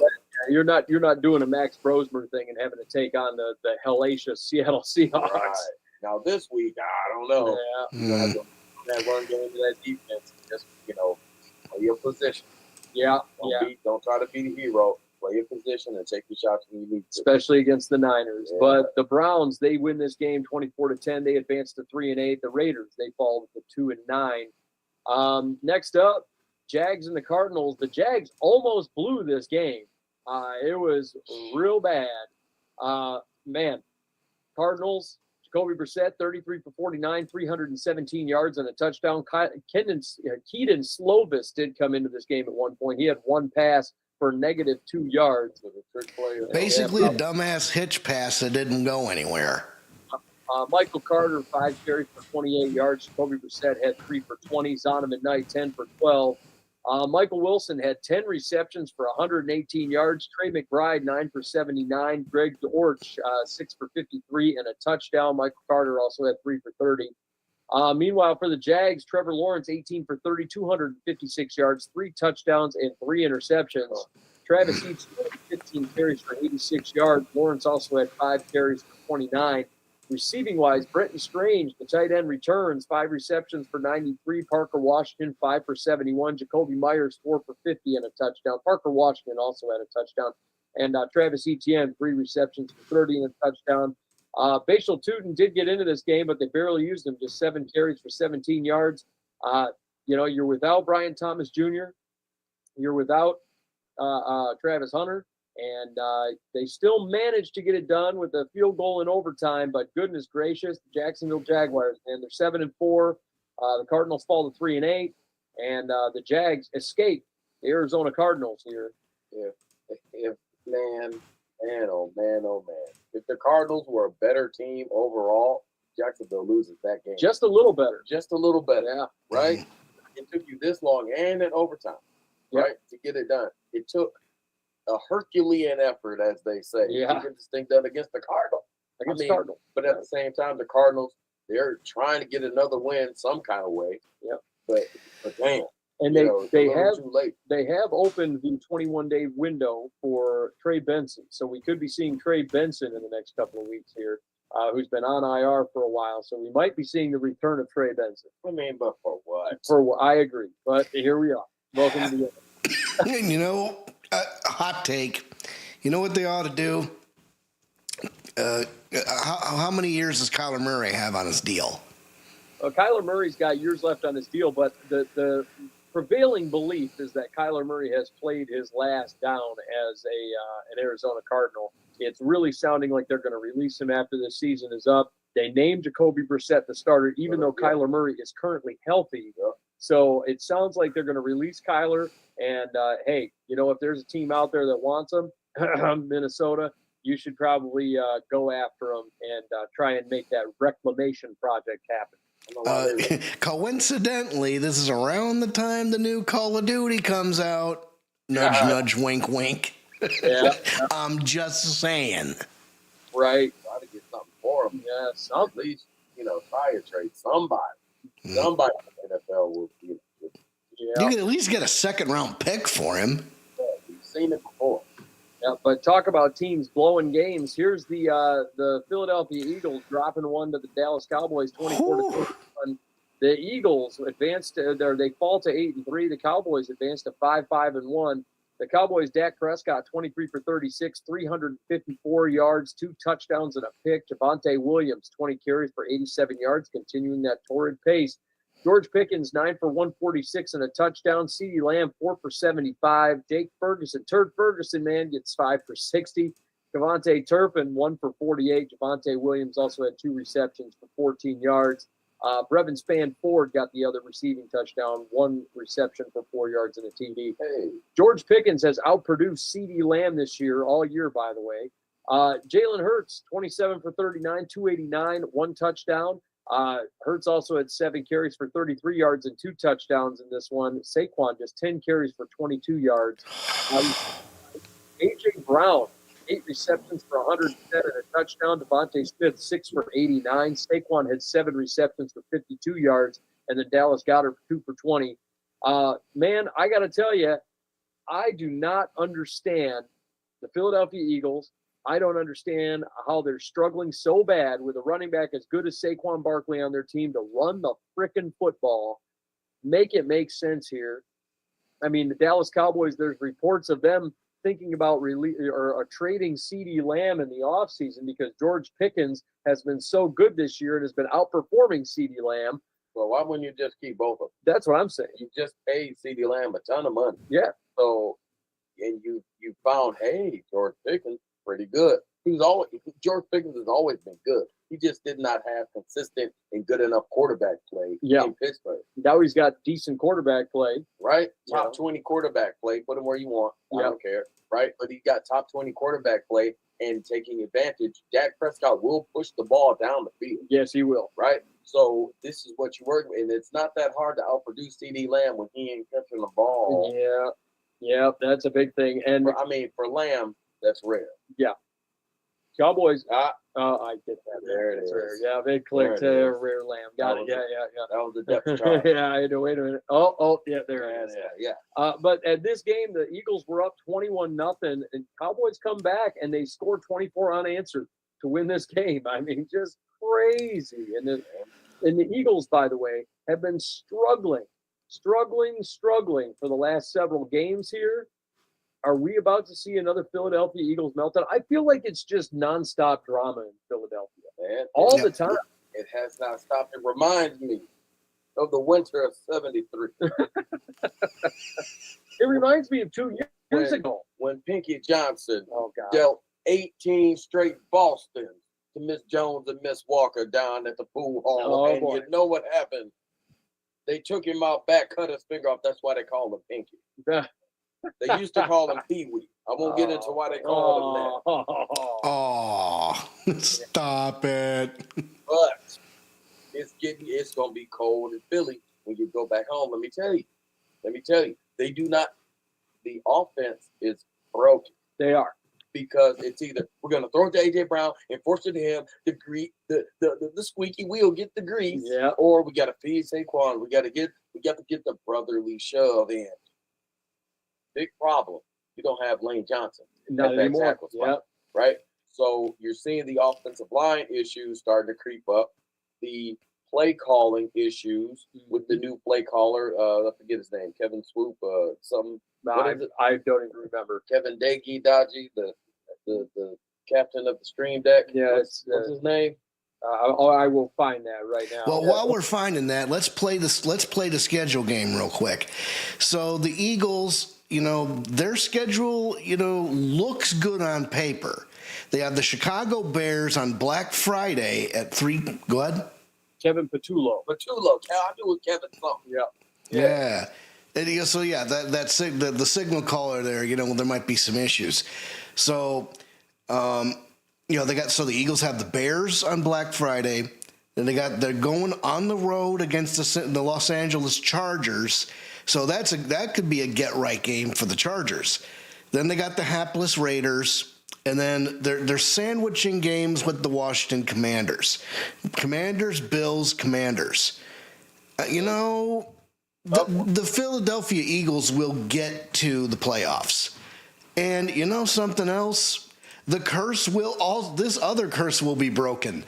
The Philadelphia Eagles, twice in a row, will win the NFC East just because the Dallas Cowboys are 2.5 games behind. But here's my thing about the Eagles. I don't think, even if they do, wind up winning the East and go to the playoffs and wahoo, they ain't going to beat the Rams again. Right, no. It seems unlikely with all of the issues going on in Philadelphia, behind the scenes, on the field. We're seeing it in real time. Yep. And it does not look like a team that's ready to really go back to the Super Bowl and really make this thing happen. There's still, 7-8 games for them left? Yeah. There's still some time. But, man, you got to get it together real quick. And they've got another problem for the safety, Andrew Makuba. He's undergoing surgery on a fractured ankle that he suffered in Sunday's loss versus Dallas. I love Andrew Makuba. Yeah. And I love the way he plays. Impact player. He's one of those guys that you have to have on your team. Give me 11 of those guys. Yeah, he'll be 11 times out of 10. He'll get the surgery. It'll be determined after surgery whether or not he'll be able to return this season. So we might not see him for the rest of the year. As for the Cowboys, they intend to extend or either franchise tag wide receiver George Pickens to retain him behind the season because he is on a contract here. Yep. So we'll see whether or not they get him extended or whatever. They'll probably tag him. I would because assume. there's too much money tied up with Dak, and CD. Yeah. That ridiculous $70 million contract when Shedeur Sanders had one bad game in Colorado, you big dummy. Yep, I agree. But, hey, we'll see how that works out. Next up, Falcons go out and beat the New Orleans Saints 24-10. It got yucky down there in New Orleans. It sure did. 30 for 43, 243 yards and a pick. Tyler Shuck also had 7 carries for 22 yards. Devin Neal, 7 carries for 18 yards. Alvin Kamara goes out in this game. He leaves the game due to the knee injury, so we don't see him back. They go to Devin Neal. They barely use him. The Saints also had some kicking issues. Blake Grupe kicking it all over the place. We'll talk about that momentarily, but Chris Olave, 9 receptions for 70 yards. Juwan Johnson, 6 receptions for 46. And Devin Neal had 5 for 43. Devon Belay, the former Bronco, 3 for 37. Mason Tipton, 3 for 22. As for the Falcons, Kirk Cousins draws the start. He goes 16 for 23 for 199 yards, 2 touchdowns and a pick. Bijan Robinson, 14 for 70. And Tyler Algier, 12 for 44. Receiving-wise, Darnell Mooney, 3 receptions for 74 yards and a touchdown, including a very pretty deep ball from Kirk Cousins. Bijan Robinson also had 2 receptions for 37 yards. Kyle Pitts, 2 for 25. And Charlie Warner had 3 for 24. David Sills, he had 2 receptions for 16 and the other touchdown. But the Falcons, sans Drake London, sans Michael Penix, Kirk Cousins pulls off a win against the hapless New Orleans Saints. The Saints dealing with those kicking issues. They worked out a bunch of kickers this week amidst those struggles from Blake Grupe. They have signed Cade York to the practice squad, but it is worth noting that they did work out Justin Tucker, who has been a free agent ever since the sexual assault allegations against massage therapists and whatever else. So here we are, the New Orleans Saints, getting yucky down there in New Orleans. Oh, man, that's getting lost in the gumbo. Yeah. This gumbo is not good gumbo, and it's going to taste bad for a long time. Yeah. Because Tyler Shuck is not coming out of the game. He ain't it. Tyler Yuck will be the starter for the rest of the season. So that's how many games did I say? Well, I got to refer to my record. When we get to the end of the season, I know I got a banger for the bowl projection. I know I got at least one out of Old those 5, Tyler right? Yuck. Oh, Tyler Yuck. But yeah, it's not good in New Orleans. We kind of knew that this was going to happen. Yeah. And if New Orleans had just stuck with a better quarterback, Spencer Rattler, they might have won some more games. Nah, I don't know if he's they're one and the same to me. Hey, he's better than Tyler. I'll say that. But the Falcons, it's been just it's been bad. And I called it. All right, I told you about Raheem Morris and the deficiencies and the high level coaching. It's not going to happen. He's not a good head coach. I said they would end up 3rd in the division. Yeah. And this is exactly where they're going to be. And you know what's crazy? And it was funny. I had sent it to you guys. They had interviews with Ben Johnson. Yeah. They had interviews with Dan Campbell. They had interviews with all these different high-end head coaches that have come out, and they said, Morris is our guy. Like that's and he has not performed. Yeah. And here's the thing about Raheem Morris. He's a head football coach. He can look you in the eye and say, hey, you have not been performing up to the standard that we need you to. You're going to the bench. Yep. Well, who benches the head coach? That's right? it, yeah. He's got to look in the mirror and say, you have not been performing to the expectations that we need of you. You need to go to the bench. The crazy thing about Raheem Morris is, I believe, if I'm not mistaken, this is his 2nd stint as a head coach. Yeah, he would tell himself that. Yeah. Right? Be real now. Yeah. He is not coached at a high enough level. No. And he needs to find the right offensive coordinator, because with the playmakers that they have, how do you you should fall in the 8 wins with the playmakers that they have on offense and the defensive studs that they have. Yeah, that they drafted. They drafted 2 first-round defensive end, one of which we'll be talking about shortly, Wink Judge. But I mean, you got a top 100 player, and it makes you wonder what's going on with Drake London, because the Falcons went out and signed wide receiver KJ Osborne to their practice squad. So how long is Drake London going to be out? How long? So that raises the question. Good So God Almighty. Yeah, so we got a lot going on there. Next up, the Rams blow out the Tampa Bay Bucks on Sunday Night Football, 34-7. Matt Stafford getting it done, man. He is playing, like you said, MVP, 25 for 35, 273, 3 touchdowns in this one. Kyren Williams, 12 carries for 46 yards. Blake Corum, 7 for 24. Puka Nacua, 7 receptions, 97 yards. Devontae Adams, 5 for 62 and 2 touchdowns. He's just been a touchdown machine this year. Colby Parkinson, 4 for 41 and a touchdown. He's been coming along great. He's basically the new Higbee at this point.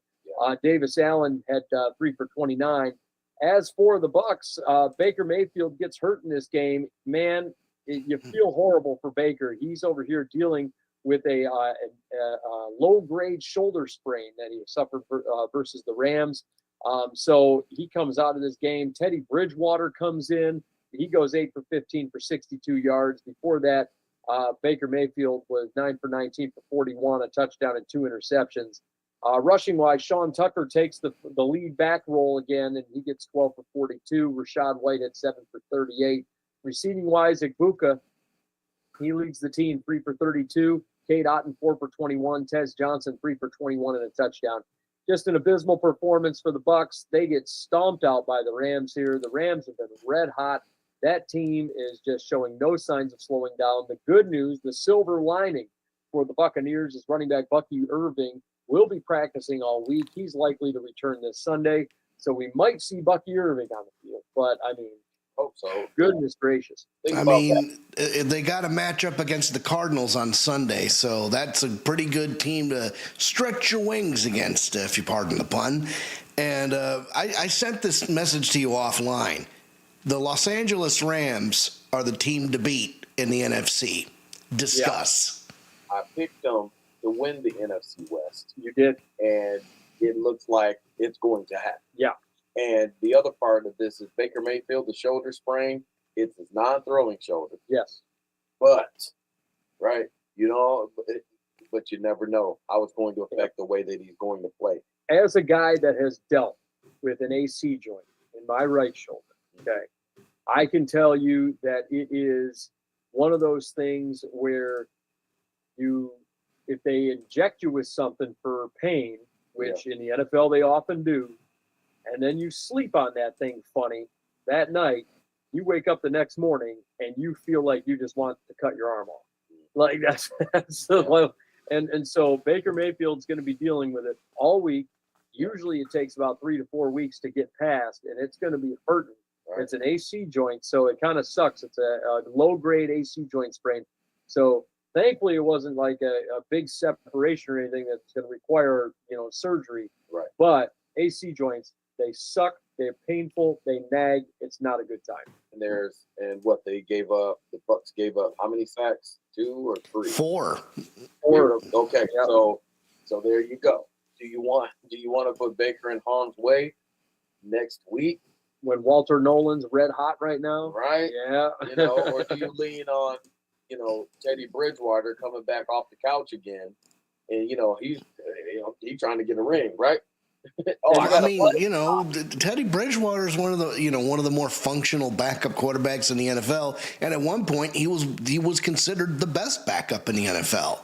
So if anybody's capable of getting you through 1 week against the Arizona Cardinals, it's Teddy.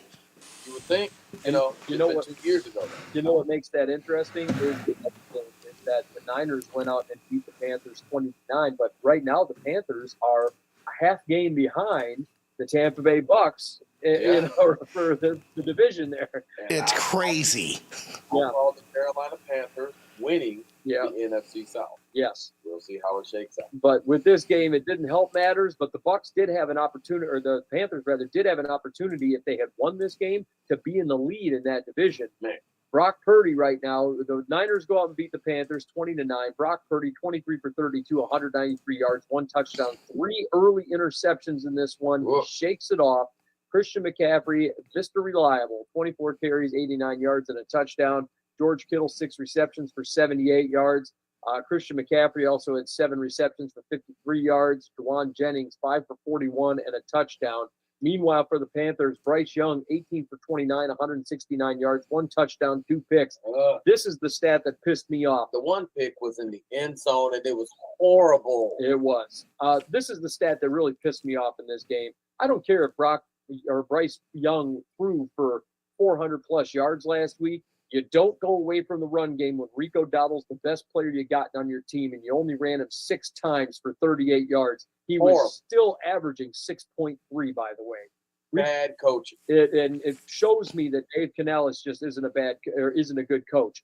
Rico Dowdle, 4 receptions for 36 yards on top of it. Tet McMillan gets 2 for 35 and a very pretty 21-yard touchdown, or 29-yard touchdown. Jalen Coker, gets 3 for 32. Chuba Hubbard 4 for 27. Xavier Legette 3 for 22. And he steps out of bounds. Yeah, oh my gosh, it was so dumb for the illegal touching penalty there. Yeah. I mean, it was an ugly game. The Niners dominated it front to back. I mean, it is what it is at this point. The Niners, man, they have wide receiver Jawan Jennings. He winds up punching safety Trayvon Merrick after the game. Yeah. And all of this stems from the fact that Trayvon Merrick, during the game, punched Jawan Jennings square in the nuts, mid-play. And it was like a straight up Mortal Kombat uppercut to the nads. The league has since suspended Trayvon Merrick for week 13 for this. I mean, it was he ducked down like it was Mike Tyson's punch out, throwing an uppercut, and just right. I mean, like it was Soda Popinski. Yeah, buddy. I mean, right in the no-no spot. It was a holy right in the nards. Damn. Yeah. I was like, oh my Lord. Glass Joe. Yeah, you had to, they played it in slow motion too. I mean, when I say he punched him right in the yam bag, dude, I mean, he lifted that guy off the ground. And that's why Jawan Jennings was going after him after the game. Yeah. Because I didn't see the penalty, but I saw after the game Jawan Jennings going after. He said Jawan Jennings going after somebody, and I was like, damn, usually. It's a, shake hands and let's move this thing on. Let's trade jerseys, take a picture, right? Sign mine. I'll sign yours. No, it was you punched me in the balls. I didn't. And they literally slowed it down on the NFL Network and zoomed in on it. Yeah, let's just zoom in on his crouch. Yeah, it's just so we can watch that fist go right into it. It was very similar. Yeah, right. It was very similar. It was, I mean, zoom in on the crotch so we can see the fist collide with it. Slow motion. Like, I'm glad I didn't see it. It was very similar to the Will Ferrell movie where he's a senator and he punches the baby in slow motion, except it was just a fist hitting balls. I mean, it was terrible. But at the end of the day, Trayvon Merrick gets suspended. The Niners pick up a W. And those are our scores for Week 12 in the NFL. A few other pieces of news. Former Texans running back Dameon Pierce, he's expected to sign with the Chiefs. So we could see Dameon Pierce wind up with them. It's a goal line vulture. Yep. Dolphins, they've opened up the 21-day practice window for tight end Darren Waller. Waller's been dealing with a pectoral injury for several weeks now. So, yeah, and then Commanders quarterback Jaden Daniels is set to return to practice after suffering the dislocated elbow 2 weeks ago. He was considered still a gnarly injury. Yeah, he's considered a long shot to return versus the Broncos on Sunday. And the other big news that just happened before we went on the air, the Chargers have opened up the 21-day practice window for running back Omarion Hampton. Hamp. Yeah, he hasn't played since week 5 due to that ankle injury he suffered. So we might be seeing Omarion Hampton back out there. You think he's going to be there? You think he's going to be back before week 18? That's going to be the question of the day. I mean, I would assume he would be, but because again, real quick, when you take a look at these standings, I mean, Los Angeles Chargers right now are 5th seed, so they're well in the playoff hunt. If you want to get that last push to get in, I mean, let's get Hamp out there. You almost have to at that point because they need a run game badly. Yes, they do. The bloom is off the rose with Kamani Vidal-Sassoon there. Moving into the NFL draft order, let's talk about this because we had 6 teams changed in the order here. As it currently stands, the Tennessee Titans sitting at 1, New York Giants sitting at 2, the Saints are at 3. I'm sorry. When I say no, I'm looking at the teams. Okay, do they need a quarterback? No. Do they need a quarterback? No. Do they need a quarterback? Maybe. Yeah, Saints, yeah. Jets need a quarterback. Vegas might need a quarterback, but we'll see what they do. Cleveland, they have Shador. We'll see what happens. Washington has their guy. Cincinnati has their guy. Arizona might be in the market for a quarterback. Miami, they might need a quarterback. Might? Tua is damaged goods at this point. They need offensive line. Yeah, they do need offensive line. The Rams have the Atlanta Falcons pick. at 11. So you're going to see the Rams pick at 11. Vikings picking at 12. Quarterback. Yep. Carolina 13. The Dallas Cowboys picking at 14. The Chiefs at 15. Steelers at 16. Houston at 17. The Lions at 18. And then we get into the wild card round Steelers stuff. need a quarterback.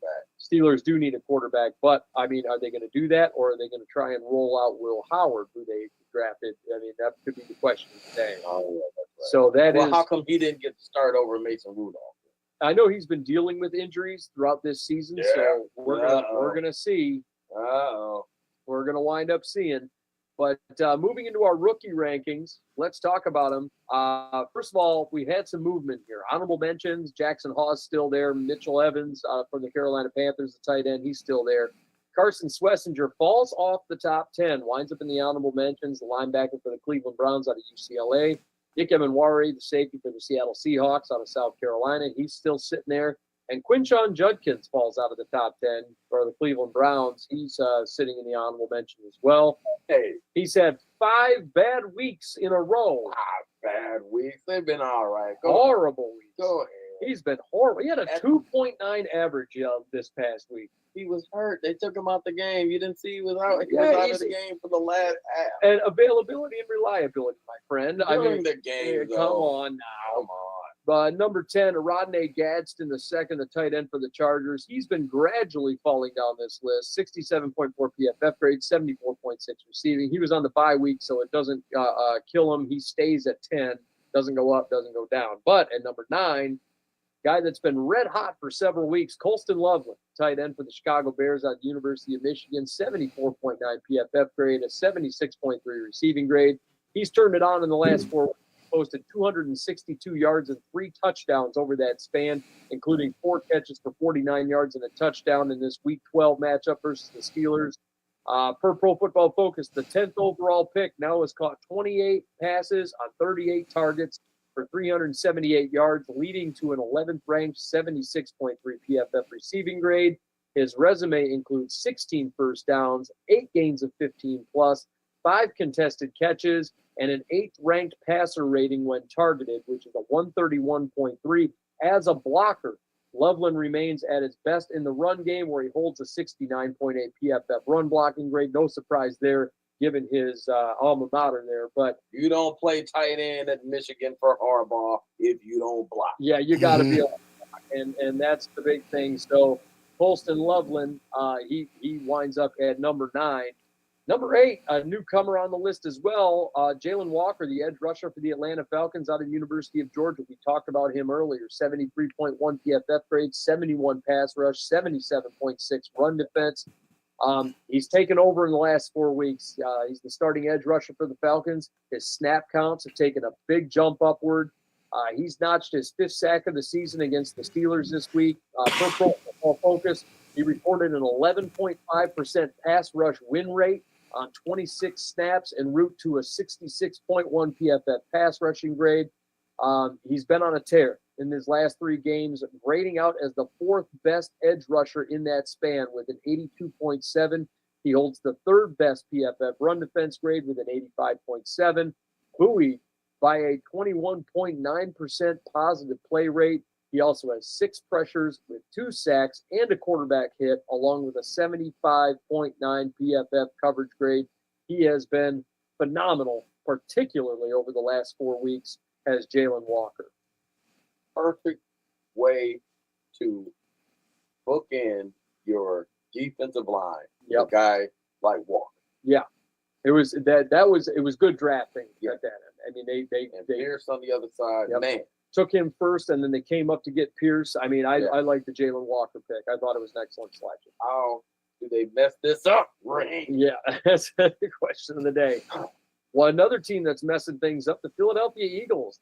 Jahad Campbell falls down this list. He was once number 1 on this list for several weeks. He falls down to 7. The linebacker for the Eagles out of Alabama, 77.6 PFF grade, 63 pass rush, 73.1 run defense, 77.2 in coverage. He logged just 11 snaps in Week 12 versus the Cowboys. It's a season low for him. He seems to have – he started he's having his position basically seized by Nakobe Dean at this point. Oh yeah, Nakobe Dean was injured. Yeah, and Back there. he's logged just a 51.2 PFF grade for this last week. In spite of that, per Pro Football Focus, he remains the NFL's 9th highest graded linebacker heading into Week 13. He hasn't recorded any run defense stats in the last 2 games, but he maintains an 8.6% positive play rate along with a 73.1 PFF run defense grade. He's missed only 1 tackle as a run defender across 201 snaps. He's also placed in the top 10 in PFF coverage grades with 77.2, PFF tackling grades with an 80.1. He's allowed 19 catches on 24 targets for 212 yards and 4 first downs. John Campbell was playing really well. I know Nakobe Dean's back. I'm just kind of baffled by the fact that Jahad Campbell is just his whole snap count has just gone bye-bye. He was getting 60 snaps, and then it's gone from 60 to 30 to 20 to now 11. Well, it's possible performance, possible this guy doesn't lose his gig because he was hurt. Yeah, maybe. There's probably a combination of those. Yeah, probably. I'm blown away by it. Number 6, another guy that takes a little bit of a tumble down this list, Emeka Egbuka. For the Tampa Bay Bucks out of Ohio State, a 69.8 PFF grade, a 70.6 receiving grade.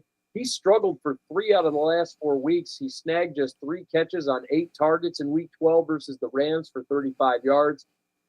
He's had 3 games of 40 yards or less in the last 4, just 1 touchdown to show for it. He caught, over the last 4 weeks, he's caught just 17 passes on 38 targets, which is 44% in the last 3 games. Just a fall off for Emeka Egbuka. That's 6 catches a game. Yeah, I mean, and he's right now. He's. I understand last game it was more of a Teddy Bridgewater issue, but for the last 3, you had Baker Mayfield out there. So I'm kind of going, what's going on? In one game, he had 13 targets, only caught 6. It's been a big drop off here for the last couple of weeks, and he's being overtaken, at least on this list, by guys that have really just turned it on in the last couple of weeks. A little surprised by the decline from Egbuka here. Well, when I spoke the name Emeka Egbuka 2 years ago, there was a hush that came over the crowd. Yeah. Women whispered in their children's ears, and they said, beware of the kid with hands like spider webs. Yeah.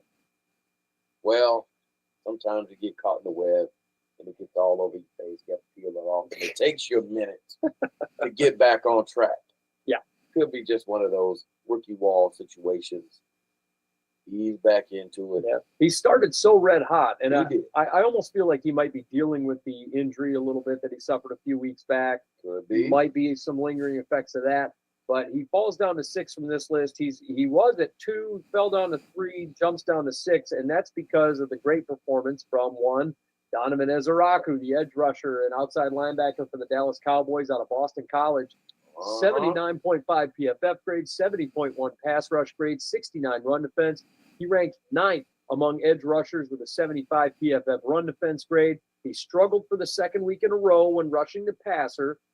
Only had a 48.2 pass rush grade, which ranked 8th worst at the position. However, his run defense grades have been phenomenal for the last several weeks.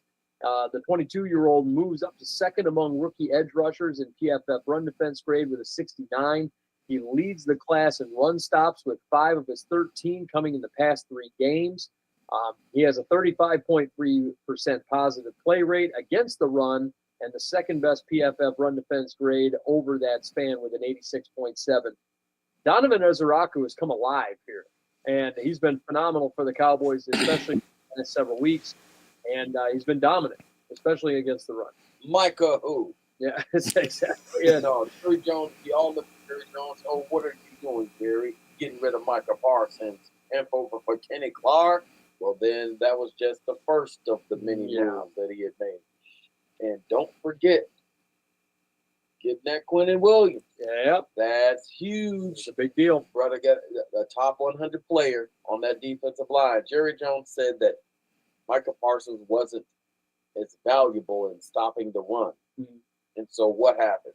He draft yourself a run stopper, You saw the effects of that against Detroit. right? Yeah. And now you got two heavy clogs in the middle. Yep. And a run stopper on one of the edge positions. And now what can you do? Dominate. You better Yeah, throw yeah. that ball That's it. quick too. Oh, yeah, because he's actually a really good pass rusher, too. And Ezeraku, he's right now he's playing better against the run, but he still is an effective pass rusher, and you got to watch. Yeah. So off the edge. Yeah. Number 4, he might be toppling off this list. We'll see with the injury, but Will Campbell, the offensive tackle for the New England Patriots out of LSU, 71.4 PFF grade, 75 pass blocking, 67.6 run blocking. He's been posting great pass blocking grades, including the 9th best pass blocking grade this week among tackles with an 80.5. But he also posted a really bad run blocking grade for the second week in a row, 48.9. Per Pro Football Focus, the top 5 pick ranks in the top 15 among starting left tackles in both blocking facets. He has a 5.9 pressure rate allowed, which is 9th best in the league. And it's also led to a 76 PFF pass blocking grade. Meanwhile, Campbell boasts the 8th best defeated rate as a run blocker with 11.3%. Still, his 10.5% impact block rate has limited his PFF run blocking grade to just a 65.7. Will Campbell, we had concerns about the arm length. Not so much in pass protection right now. I mean, that doesn't seem to be an issue, but the run blocking seems to be a bit of a problem for him. Well, you can't win them all. Yeah, I guess. No. Just get something to work on and get better at. But Yeah. he's still a really good player at this stage, and we'll see what happens with this. He'll probably stick around the top 5 for the rest of the season, especially if we play the schedule game with the Patriots right now. I mean, there's a reason that they have the best schedule in best record in football right now. Got a toss up against the New York Football Giants. I think it's Monday Night Football. And then they have a division rival Bills. They got the Ravens, and then 2 other division rivals. So going to be kind of tough sledding for the Patriots. And with Will Campbell, we might see some. He could. I still think he's going to be in the top 5 by the end of the year. Yeah, and it really just depends on this injury. He did say he could wind up on IR. So, I mean, we could see, what's going to happen here. If he winds up, if he goes to IR, though, he's probably toppling off the list because what are the 2 main tenets on this podcast? Availability and reliability. And it's we're going to find out. It's an MCL sprain that he does have. So we're going to find out that reportedly it might not be season ending. So we might see Will Campbell out for a couple of weeks and then make his return. We'll find out. But Fingers crossed. For his sake, for sure. Number 3, Teteroa McMillan, the wide receiver for the Carolina Panthers out of the University of Arizona, 80.4 PFF grade, 80.6 receiving grade. Struggled against the 49ers on Monday Night Football, just two catches for 35 yards. He had 8 targets on the night, so that makes it a little troubling. He salvaged the day with a 29-yard touchdown.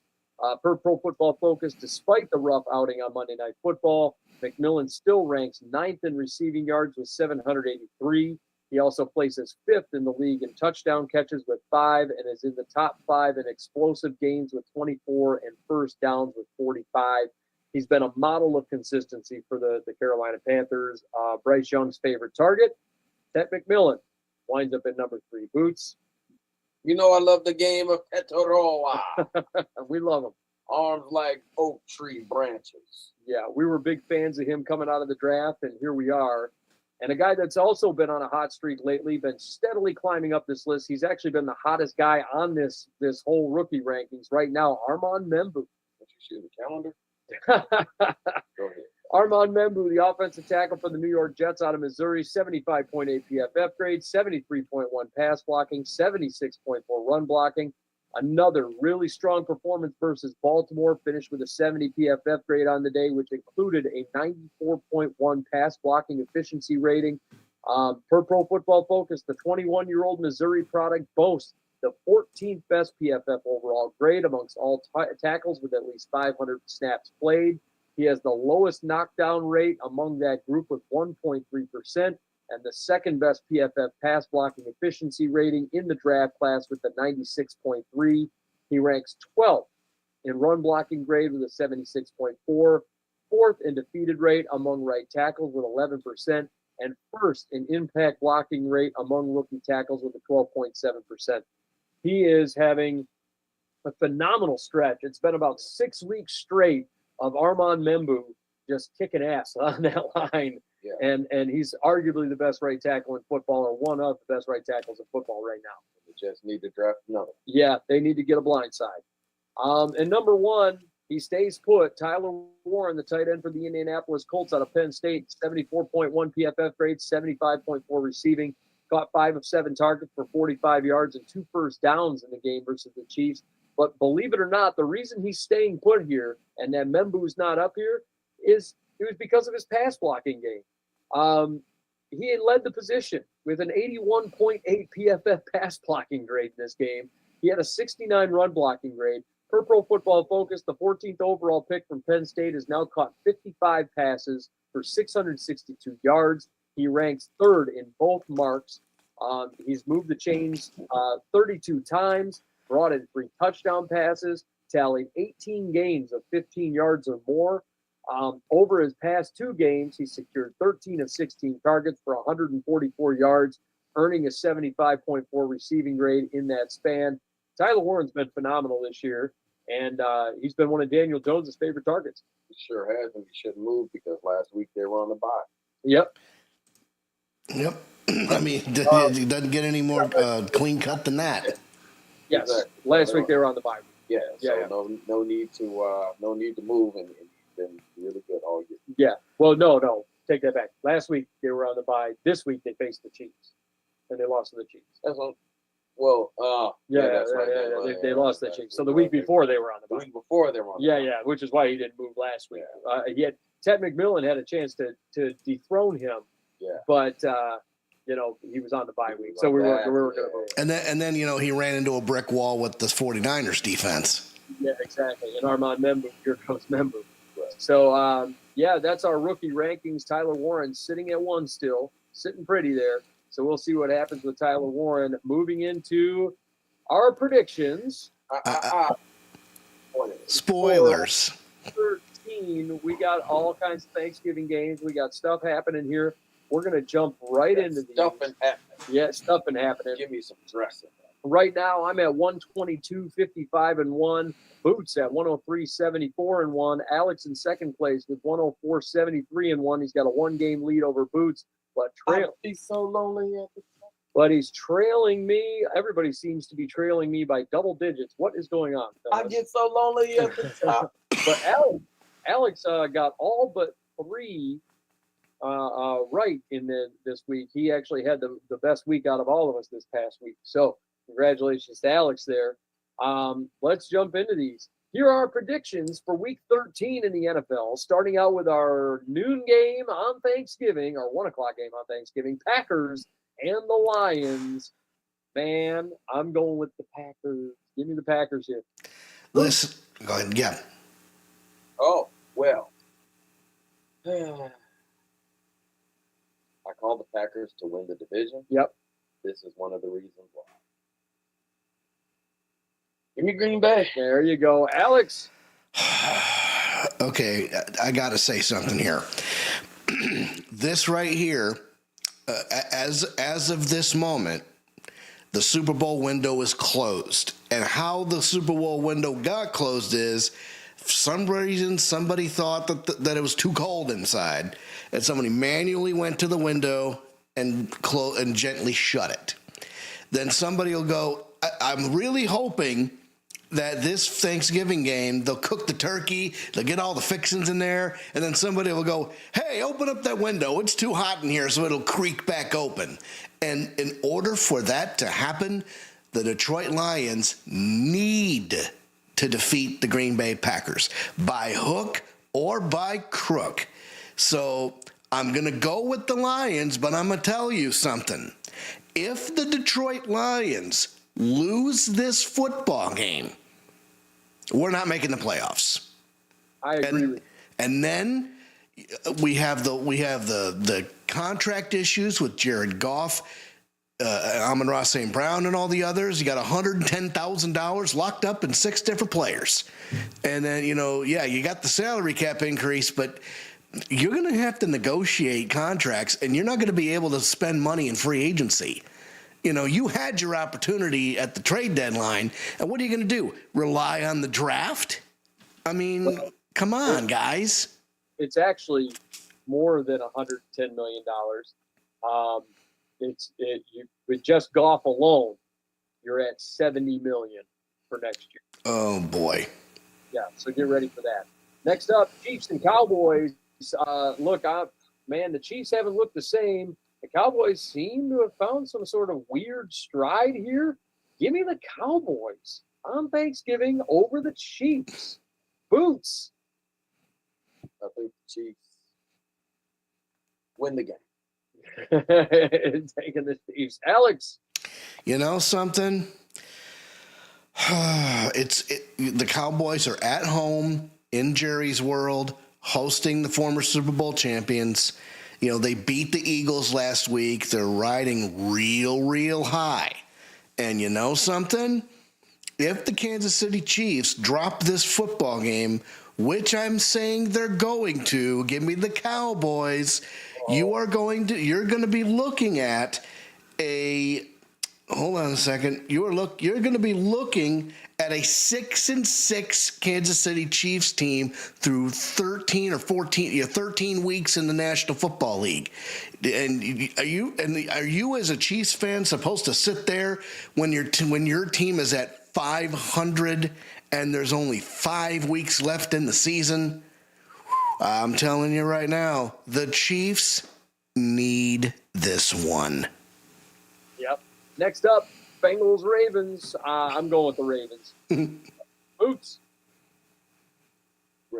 Ravens all day. For the 1, 2, 3, Ravens. Yeah, all day. Next up, let's go with Bears and Eagles. The Eagles are iffy, but man, something tells me that Eagles defense can be too much. Give me the Eagles. Boots. Do you want to ride in the backseat of my caddy? Chop it up or do or die. Do you want to ride in the backseat of my caddy? Do or die, Chicago finest. Stand up, Twister. Stand up, Chi-Town. You're going to give me the Bears? Hell no. Give me Philly. Well, you know something? Somebody's got to pick. You know what? Not so fast, my friend. I'm throwing the Hail Mary on this one, and I'll tell you why. The Eagles are off a divisional loss, and they're starting to fall apart. Starting to. Time will tell if the cracks get deeper. They are at home, and they are the better defense. Something tells me that Caleb Williams is just going to pull something out of his hat and, just do just enough to stay in front of the Eagles. So give me the Chicago Bears. Wow. Next up, Saints and Dolphins. Listen, I'm going to go with the Fins here. Fins have been weirdly hot lately. I just got to go with the Dolphins. Boots. Uh-huh. Okay. What's up? Shut up. Trick Daddy. Stand up. Yo. Stand up. It's about time y'all did something. See what happens when I put you in a rhyme. Boots said something? What did he say? Don't tell me you're going to go with the Saints again. He said, don't try to. Yeah. I dug into that bag of tricks. When I put you in a rhyme, they respond. That's what I'm talking about. Get in your bag, get back in the lab, and do what you're supposed to do. Come on, Dolphins. Do something. Stand up, Dolphin Dave. Give me my end. There you go, Alex. Yeah, you know what? This is a dead zebra getting gummed to death by a toothless lion. This is the Who Gives a Shit Bowl of the week, and it truly is a shit bowl. Give me the Dolphins. Yeah, I'm with you there. Next up, Texans and Colts. This one could be a preview of the the AFC South Championship. But don't forget that the Jacksonville Jaguars are lingering. Give me the Texans. Well, you know what? Give me the Colts here. I know the Texans are coming off the big win. They're going to go, give me the Colts. Oops.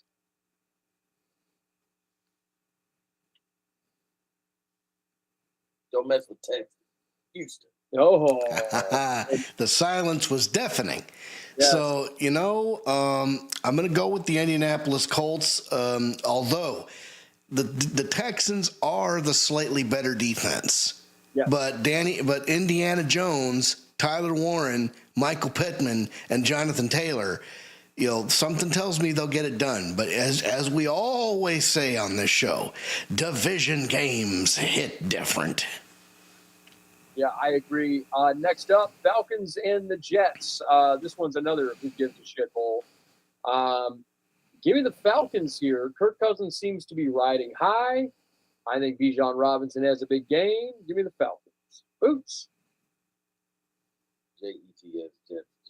Wow. Hating on them Falcons. Alex, what you Hold got? on a second. I'm looking at my phone here. It looks like I got a text message from the NFL requiring that I submit a sample for a drug test because I am also going to be picking the New York Football Jets. Here's why. Armand Membu is the rising star on that offensive line. And you know what? They don't have Drake London. And what do you got to do? What do you got to do to help open up the lines? And that Falcons defense, I don't know. And they are at home. So they did sell the farm. They sent Sauce Gardner off. Something just tells me it's just going to be weird. Give me the Jets. Oh, Jesus. Next up, Niners and Browns. Shedeur Sanders, does he pull off the return game? I don't think so. Not against this Niners team. Give me the Niners. Boots. Bone Thugs and Harmony. Stand up. Let's go, Cleveland. Wow. Shedeur Sanders. I got to go with my 5 bold predictions. Got to go with your guy. And I need to get this 5th game. I need to get at least number 2 out of the next 7. Alex. So, I got a question. Does that curse include an NFL quarterback making his first home start of the season? Because I think this is the first time Shedeur Sanders is going to be starting in Cleveland. Yeah. So, again, this is a rookie quarterback making his debut NFL start at home. And you know something? I don't think lightning's going to strike twice. Give me the Niners. There you go. Next up, we got Rams and Panthers. Rams are the best team in football right now. Give me the Rams. Boots. MVP, Stafford campaign. Let's go, Rams. Yeah. Alex. It's going to be closer than you guys think, especially since it's the Panthers at home, and somebody will probably put a bug in the offensive coordinator's ear and convince him to run Rico Dowdle. Although, are you really going to be able to run against that Rams defense? I don't think so. Give me the Rams. Yep. Next up, Jags and Titans. I think the Titans are a disaster. I think the Jags are not great, but they're definitely good enough to win this shit show. Give me the Jags. I was in the club, show me love. Taking that in the club or what? Oh, with no clothes, show me love. Okay. That's A-Ball MJG. Memphis, Tennessee. You really going to take the Titans here? Give me the Titans. Oh, my Lord. Wow. Yeah. That is bold. You know something, though? The Titans are currently the top draft pick in the NFL. So if they start winning games, they're going to hose themselves out of a prime draft position. So I agree that the Jaguars are the better team. So go ahead and give me the Jaguars, although it's a division game. And as we always say, division games hit different. Yep. Next up, Cardinals and Bucks.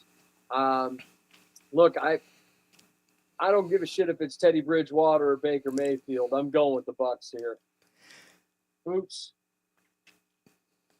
I don't know. I don't know if Baker plays. I don't know. It don't matter. I don't know. Give me Arizona. We fly high. There it is. The reason that the Buccaneers are going to win, that's who I'm going with, is the Cardinals' defense. Ever since that atrocious game against the Titans, which was their only victory this year, I've never respected them. Like that, including that Benny Hill-esque, play where it was an interception, then they fumbled it, and the Titans recovered it in the end zone. But I digress. The Buck, especially if Bucky Irving makes the start, if he makes it, this is going to be different. So go ahead and give me the Buccaneers here. Yep. Next up, Vikings and Seahawks. Look, it's in Seattle. Max Brosmer likely gonna draw the start here. I want Max Brosmer to be so good. I really do. I've been riding that Brosmer train all the way since last February, but he ain't gonna be that good against this defense. Give me the Seattle Seahawks, but man, I really want Brosmer to be great. Boots. Seahawks. Yeah, I figured. Alex. This is a twofer, a parlay. Seahawks to win because the Minnesota Vikings somehow, some way, step on their own toes and start J.J. McCarthy. I mean, yes, he's in concussion protocol, but something just tells me that this team is desperate to prove to the world that old 9 there is going to, turn a corner after, I don't know. But give me the Seahawks nonetheless. I mean, this one's kind of a no-brainer. Yeah. Next up, Bills and Steelers. Could be a fun game, but I'm going with the Bills. I think Aaron Rodgers is still very hurt. I think they're going to be playing him soft. I think the Bills are going to take it to the Steelers. Go ahead and give me the Bills. Boots. Steelers over the Bills. Yep. Wow. Alex. And again, not so fast, my friend. And here's why. The Buffalo Bills, they've been struggling the last couple of games. And, they really don't have a top quality receiver out there. Meanwhile, with the Steelers, you got DK Metcalf, you got Kenneth Gainwell, and you have, a litany of, who was the other guy? You got Jalen Warren at running back. And, okay, I was going to say, well, they got DK Metcalf, and that's about it. But something just tells me that this Steelers team, they're at home. So it's a home game. It's going to be close. Give me the Steelers. Oh, I'm surprised. Going with the Steelers over the Bills here. Next up, Raiders and Chargers. It's a no-brainer to me. Give me the Chargers all day. Yep. Chargers. Yep. This is a get-right game for the Chargers, and it's against the hapless Raiders, and they're at home. You have no excuse to lose this game. Give me the Chargers. Next up, Broncos and Commanders. Broncos all day, no question. Oops. Broncos. And yeah. The Commanders' defense is actually quite suspect, and I say this because the game against Detroit when it was 44-24 Detroit, and Dan Campbell started calling the plays. Well, I really think it's because the Commanders' defense is struggling, and of course this Broncos team is white hot right now. They got Bo Nix, they got Cortland Sutton. And then, their defense is one of the stingiest in the NFL as well. So go ahead and give me Mile High. And last but not least, Patriots and the Giants. Give me the Patriots, no doubt. I think the Giants are a shit show. Give me the Pats. Boots. New coach, new quarterback, New York Giants. New York, big city of dreams. You're really taking the Giants? Man, I don't care. I got ground to make up on. Oh, man. Boots tips his hand at last. I don't care. First off, I don't care. Second, I got ground to make up. Alex. You know, I'm going to go with the Patriots, but it's going to be closer than you think. You know, if there was one thing that the Detroit game taught me from this past Sunday, the New York Football Giants are starting to hit something. You know, yeah, they're not winning games, but they have Jameis Winston at the helm. You know, somehow without their key players, without Malik Neighbors, you know, their top wide receiver, without Cam Scatabo, their top running back, you know, they're still finding ways to fight. So, you know, I'm gonna call Patriots, but it's by a field goal. Calling it close. Yeah, it's gonna be close. Yep. And those are our predictions. Spoilers. For week 13. NFL. I can't believe it's already week 13. It's Thanksgiving week, folks. Before we get out of here, let's talk about a few of our sponsors. First of all, It's Your Time Massage. Amanda's a wonderful massage therapist. She's the absolute best in the Metro Detroit area. If you're looking for a massage therapist, you should check her out over at It's Your Time Massage LLC on Facebook, or you can find her at iytmassage.com. You can get yourself a Swedish massage, deep tissue massage. You can get yourself CBD oil for a little bit extra. You can get yourself red light therapy, foot sugar scrubs. She'll take good care of you over there at It's Your Time Massage. And folks, book yourself an appointment, and remember, it's your time. You know, she rubbed the stuff on the turkey. Oh yeah, she massages that too. Turned into soup. Next up, let's talk about facekickapparel.com. Sean Stockmire, his awesome wife Lisa. They're doing excellent work over there for all your custom hats, hoodies, and t-shirts. You name it, you pick it, they stick it over there at facekickapparel.com. And boots as per the norm. Get your face kicked in with savings. Absolutely. Also, let's talk about Patch Miracle Photography. Andrew Langland, his awesome wife Chantel. They're the best photographers in the Metro Detroit area. If you're looking for graduation pictures, What? engagement photos, What? pictures, What? birthday pictures, What? if you're looking for a sexy boudoir shoot for that special someone in your life, All right. check it out over there at patchmiraclephotography.com. They made me look like a movie star on my wedding night. George Wendt. Jesus Christ. That's a good one. Thanks for that Old one. Norm from Cheers. You really pulled that one out of the hat. But they made me look like a movie star on my wedding night. Check them out, patchmiraclephotography.com, or you can check them out on Facebook, Patch Miracle Photography LLC on Facebook.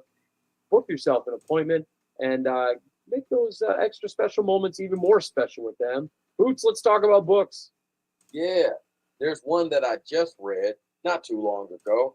I'm lying. I read it when it first came out, and you should too. It's called I Ate Cookies Out of the Trash, written by a wonderful author, Tammy Pruitt. This woman has a degree in science. So you know she knows what she's talking about on the book side, but on the human side, on the emotional side, she knows exactly what she's talking about because she put her story out on these pages. It's heartfelt. It's tear-jerking. It's eye-opening. It is relatable. It is funny. And it is strong. It is a book that you need to get, but you can't just walk into this. You can't walk into a store and get this book. That's what I'm trying to say. Mm-hmm.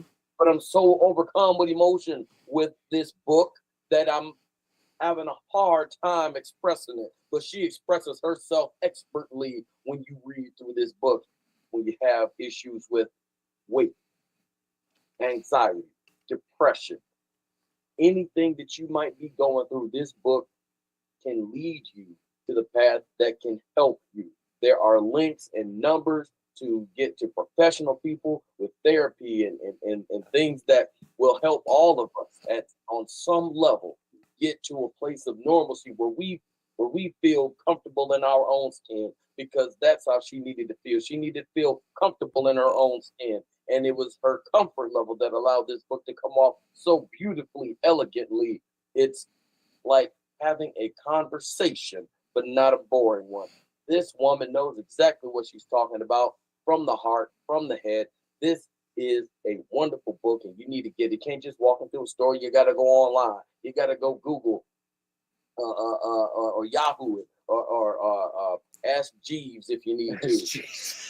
Get on Netscape. It's just Netscape. Oh my gosh, you're dating us now, Boots. Is anyone still asking Jeeves? I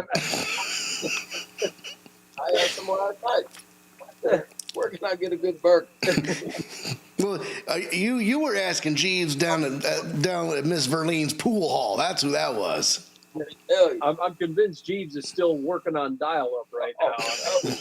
Well, call him up and ask him where to get a good burger, because he ain't get back to me. But if you go online and you order this book, applebooks.com, amazon.com, barnesandnoble.com, just go to the .com, type it up on your keyboard, just like I did with my mouth. That's me typing on the keyboard. I ate cookies out of the trash. Look for it, buy it, order it. It'll come to your house. Maybe you got yourself a stocking stuffer coming up, Christmas coming up. Maybe you have yourself something that sits right there underneath the tree. You can get it for your little boy, your little girl, have them read through this thing so they can get through life with a positive attitude, a positive focus. And this is where you started. Order I Ate Cookies Out of the Trash, and you got yourself a heck of Absolutely. It's a fantastic read. Also, let's talk about No Shot Bot TTV, the artist formerly known as Big Willie Dubs Gaming. Welcome to the Danger Zone. Look, he's an Highway to the Danger Zone. Exactly. He's an FPS shooter streamer, consistently inconsistent part-time streamer with full-time ambitions. Is No Shot Bot TTV. Streamer or streamer? Streamer. Oh, yeah, geez, oh, Pete. Yeah, that's a large man to be doing a lot of streaking. But listen, I had to stop doing it after that third. No Shot Bot TTV, first-person shooter stream. You can find him on Twitch. You can find him on, TikTok. TikTok. Yeah, there's my old man moment for the day. You can find him over there on Facebook. You can find him on Instagram. You can find him anywhere. No Shot Bot. You can find him on YouTube. No Shot Bot TTV. His stuff's very entertaining. Will is awesome at what he does. And speaking of great streams, Steel Twins Gaming, what do you guys got going on over there, Alex? So, yep, the flagship show, Voice Acting, is up and ready to go. Up and ready to go. It's moving on. It's moving forward. I mean, I don't want to use the word trundle because we're coming like a freight train. Toot toot. So we are currently at season 18 of Voice Acting with Paper Mario and the Origami King. And next season will be Beacon Pines, but Lord knows when that's going to be because this project's going to be pretty meaty. And on top of that, if you think that channel is awesome, wait till you go and check out the brother channel, Steel Twins Andy. This man has Nostalgic Monday, Nintendo Tuesdays, FPS Wednesday, Indie Thursdays, Random Saturdays, and Open World Fridays. So, if you want content, look no further than the Steel Twins Gaming and a proud partner of the Outside Blitz. As we're doing these video streams, I got to tell you, our viewership as our listenership has skyrocketed. We got some changes coming, so some hardware changes coming, and when that happens, look out. Our online footprint is about to get a whole lot bigger. Yes, 2026 planning to be a huge year for us. We've got software changes. We've got hardware changes. We're going to wind up expanding our channels. We're going to be heading to Twitch. We're going to be heading to the TikTok. We're going to be heading toward Facebook. We're going to be heading toward YouTube. So we're going to be making some changes here. We're also going to be heading over to, and it's been planned for a while. It's just hardware issues have kind of caused it to be a ruckus, but we will be heading to Spotify. So we will be getting out there. I know some folks have been waiting for us to get to Spotify for a while. We've been talking about it for a while. Now we're actually going to be able to have the ability to take the action that we want to take, which I'm very excited about. 2026 is going to be a big year for the Outside Blitz. We'll be at the NFL Combine in February. We're going to be doing, stuff with the NFL Draft coming up. We're going to be talking about all of our favorite prospects in the coming weeks and stuff. So, and plus the playoffs are right around the corner. Playoffs. So we're going to be talking about that. It's going to be an exciting time. We're late in the season. We're going to have a good time, and it's getting late here. But, folks, we hope you have a wonderful Thanksgiving. We hope you guys enjoy yourselves, enjoy your family, take care of each other, and enjoy that Thanksgiving football. And we will see you next time right here on the Outside Blitz. I bet you listen again. You're probably talking about us because we the only ones that talk about. Ciao! Change his pace. And he filled in like that. A pinch hit.